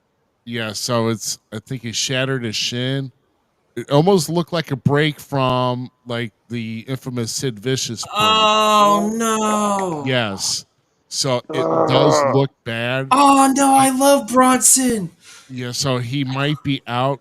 Like I said, when Triple H was doing the press conference, he said Bronson Reed was being tended to and would get updates, but it looks like he's going to be out for at least a good maybe 3 or 4 months. Oh, that's such a hurt. That hurts me so much. Because they said they had to like get some kind of, you know how in like football when somebody gets hurt, they got to like take their cart to them. Yeah, they had to get one of those to take it to the back. He's such a great performer. Heal up fast, Bronson, because we're gonna need you back, man. Yeah. So, and actually, Austin did send me this clip, and I looked at it. And you know what I was looking at first, Austin? I was looking like, oh man, did somebody get Punk's leg? And I was looking at that, but then I looked again. I was like, oh no! I'm about to go rewatch it. What happened? Like, how did it happen? Like, play me through it again. His leg contacted the mat before he hit his stomach on the table. So his leg hit first. His leg literally broke the fall before he hit the table. So we can't make fun of Edge anymore then. So yeah, so there is video of it. There's damn. Yeah, Robert, I gotta remind myself to send you the video, or you can send it to him, Austin. I'll send it to him. Robert's saying that wasn't his ankle. That was like a blowout of his knee. Oh, but either way, here's the thing: if you're a guy over 300 pounds taking a jump that risk, I'm sorry, you're in risk of hurting yourself or fracturing something. I just got sent a photo. You know. Oh, that was so bad. I just got sent. Yeah. So I mean, it's horrible. It's bad to even think it. I mean, Bronson Reed. I mean, which also makes you wonder now. I mean, because we did not get the payoff with Seth and Bronson Reed. Now we got to wait on that again. Kind of like having to wait between Punk getting injured and waiting for him. I mean, in all honesty, that match can just dissipate. It can just go away. It can. I mean, because they did it's have not that gonna match hurt. on Raw. That last match on Raw when the manager said that's it. So I mean, they ain't nobody gonna remember that after he comes back. No, but I agree with Ruby. We never really got a real payoff, and with how Raw and SmackDown's being booked right now, and management on neither side can actually control their rosters. The managers on all three sides are having issues controlling their rosters in some form or fashion. So yeah, well, it was just lucky that it was like a go home spot instead of the beginning of the match or some shit. Yeah, dude, I'm kind of bummed now. I wasn't paying attention to that. I was just so fixated on what was going on. You know what I'm saying? In the match, I didn't even pay attention or see that today. Yeah, I didn't see it. Like I said, I saw it earlier. Was it today? That's crazy. Today I saw that. To you earlier today. Yeah. Well, obviously it had to been today because this definitely wasn't, earlier last night because the match hadn't even happened. But yeah, that was. It's depressing because he's had so much momentum going into this, being part of that bloodline, and then for that to happen. And I also told Austin too, for anybody that steps in and taking these risks like that, you're risking yourself of possibly doing something catastrophic like this as far as any type of injury whatsoever. So that's unfortunately the name of the game here. And no matter how you look at it, how you think, well, it was supposed to happen this way. It's in the script, yada, yada, yada. Okay. You're looking at a guy who's been in the ring for over 28 and a half years, and I'm still suffering from certain bumps and other things I've taken, and I'm still doing it today, and I know the risk I take. So trust me, if there's a bump out there that's needed, or if it's something that where I know that I'm safe to do, I will do it.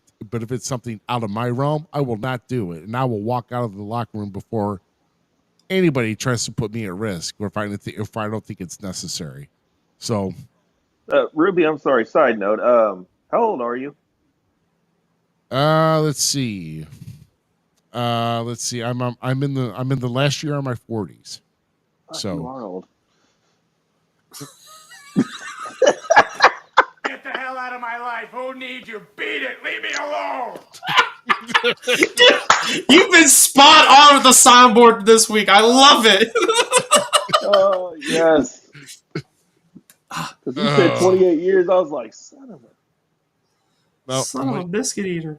No, I'm waiting for that. Waiting for that new clip that's coming in. It just says, yeah. So anyway, that's funny. Yeah. Hey, but I'm still out there hanging and banging, man. So, but either way, War Games though, I will say, if you had to grade it overall, Z, what would you give it? Overall. I'm coming in with a fine B minus, C plus. Okay. I was gonna say I don't want to go to a C, but it's what was it? I mean, it's probably not the payoff we were expecting here. Like I said, would have been a more satisfactory. Well, my issue still. my issue still with it is it was Survivor Series without a Survivor Series match. So I still just don't like that. It doesn't sit well with me. So that's one of my issues. And two, like I said, with the women's match, less is more. It just went too. It just had too much. Had too much. It wasn't needed. The other matches were awesome. Gunther Priest did a hell of a match. The triple threat match was, like I said earlier, by far my favorite match. I was glad it was in the middle. Like it stole the show. It was the piece when it comes to matches, right? Matches. When it comes to sports entertainment, 100% that men's War Games match had it. It was entertaining. It was fun. It was storytelling at its finest when it comes to in-ring storytelling, because it was that. That's all it was, and it was great. So, yeah, it's a B. It's a B- for me. Yeah. What about you, Austin?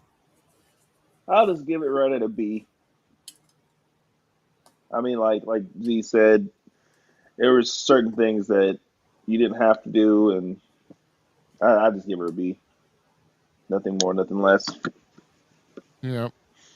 I mean, I agree. Like you said, it's either go to War Games or go to Survivor Series. Okay. NXT just had flat out War Games. You knew what to expect. You didn't expect the Survivor Series match. So if you're going to have Survivor Series War Games, have one match of each kind. Yeah. Period. Okay. That women's would have been fine without a cage, which, by the way, didn't need it. Right.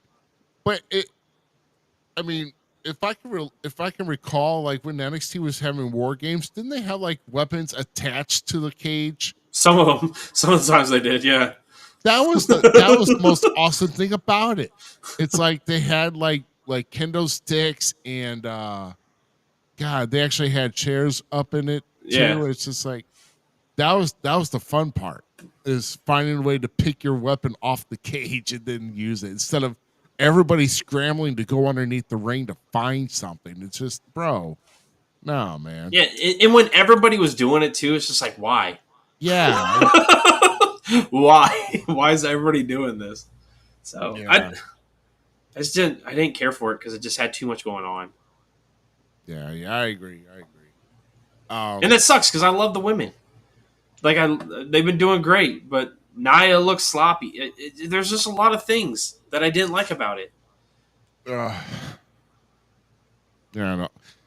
I mean, like I said, I mean the B grade is good. I will say, less is more. You're right. So, like I said, if they would have just had one War Games match, that's it. Wait a minute, Bronson walked out with help of the Bloodline. I seen a video where I guess it might have been backstage, but they put him on one of those carts. Yeah, I mean, he probably had been helped back. But trust me, I bet you he wasn't on that right leg. I'm telling you right now, I guarantee he wasn't on that right leg.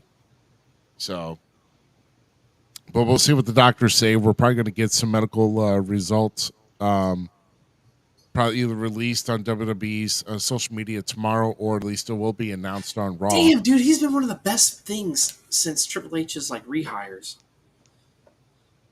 I'm really getting into what's his name now too. Cross. I really like the final Karrion Kross. Yeah. Loving it. You guys are killing it. To think the Miz could play in the dark world like that is something to behold. I love. And then the fact that he's like, I know we're getting off topic now, but the fact that he's like setting the stage for the Marine 5 or whatever Marine it is, like Marine 7. I see him. I'm waiting. I'll be watching them here soon. They're ecstatic, I promise.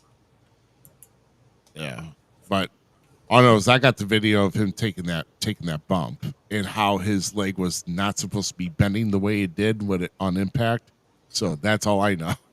Yeah, and that makes me quiver as I look at it each time. It's like, oh, it's bad. It's not good. So, but we'll definitely wish the best for Bronson Reed to get better. I'm sure he's not at 100%. A lot of these guys are not at 100%, but some are worse off than others. That's for certain. Jimmy broke his toe. Oh yeah, Jimmy broke his toe. I mean, gosh, then freaking Punk didn't have enough muffins for everybody at the press conference, and just, hey, anybody got any muffins? Interrupting Sammy as he talked. It's like, what happened? Dude, that stuff was funny as heck. Oh man! Overall, good show. Good. Small things on both. Really, production TNA needs to get better, and WG less is more, guys. I mean, yeah, I really didn't like that women's War Game match. There's things I liked about it. I will say that. Yeah, there was things. Yeah, I mean, nice it was chair good, shots was the worst. Huh? Nice chair shots was the worst. Oh, it reminds you of Hogan. No, man. Line up so I can hit you. But then, we were kind of talking about that and how Nia's chair shot was like in real time freeze frame of like swinging. Let me pause for the picture.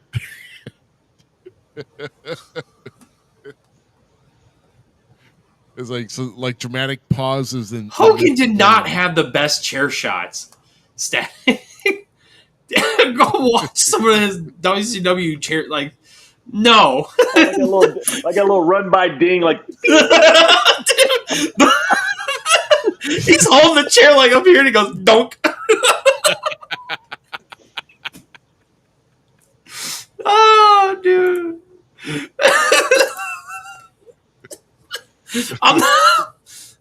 We're all Hulkamaniacs at one point in our lives. I just grew up. I understand Piper was better. Yes. Well, so we do have. I meant to get artwork made for our upcoming guests. We do have a guest coming in next week and following week after that. So that is next week on the 8th. The following week on the 15th, and of course, our last show of the year will be on December 22nd. That will be our year in review show. Just kind of basically our personal. We're trying to come up. Trying to see what type of list we want to come up with as far as our year, like maybe our moments of the show, maybe our best guest of the show, or at least what we think. Obviously we'll be recapping FanFest 2 as far as us being down there. So we had a lot going on. See. With FanFest and then with High Mania being down in Arkansas, we had Brick Savage. JAC. I think that was pretty much it. Of course, I went down to Vegas this past summer, repping the brand. Went down to Arkansas. We had a good time. We hung out with Heath Slater. Had some great stories there. Got to see Ari. We got to see Ari down there. Oh yeah, it's always good to run into her. Yep. She'd be killing it. Yeah, it's been a good year. Oh it's been a good year. It's been a heck of a year. So we see. I was wondering if you were on. I knew he was going to say something. I think Static was one of our guests. You were probably one of our. Yeah. Oh yeah, we gotta. Yeah, we gotta count take you as one of our best guests. Yeah. Best. I don't know. I really liked. I think my favorite. Oh, I know who my favorite would be, but we can't say. Yeah, we're not going to let all. We're not going to give all the candy out to the kids right now. We're going, that's for Christmas time. I don't know if you have the passion. Yep. Yeah. Oh yeah. Yeah. What? Shh. Yeah. That was a good hit, Ruby. Yeah, that was a very good hit.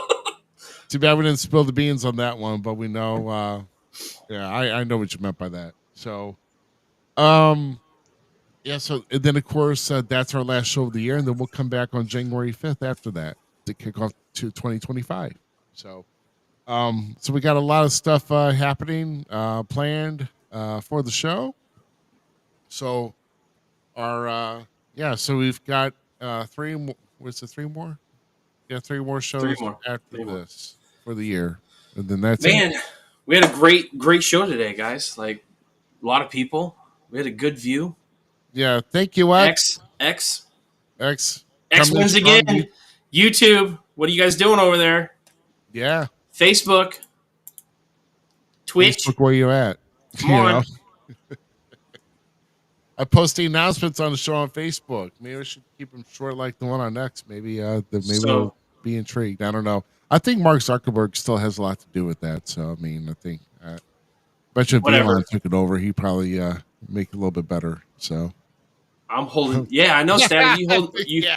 I know you're holding it down. There's a few of you. There's a nice little handful.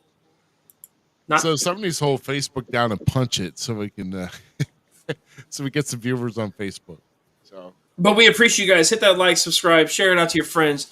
If you enjoyed tonight with us and Austin Cage being here, that dirty Dastardly heel, that beautiful, ghostly, rough cut Rick Ruby, the man of the hour. Ghostly?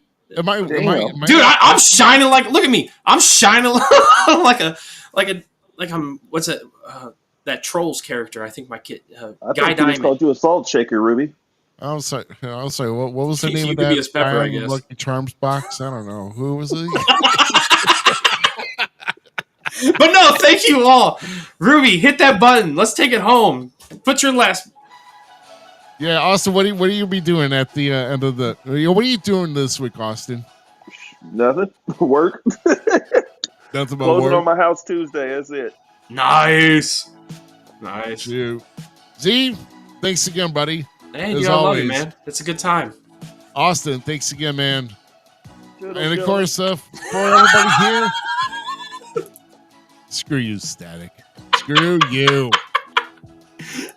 We love you guys. Saying, screw you, Static. We'll see you next week. Going home. All right.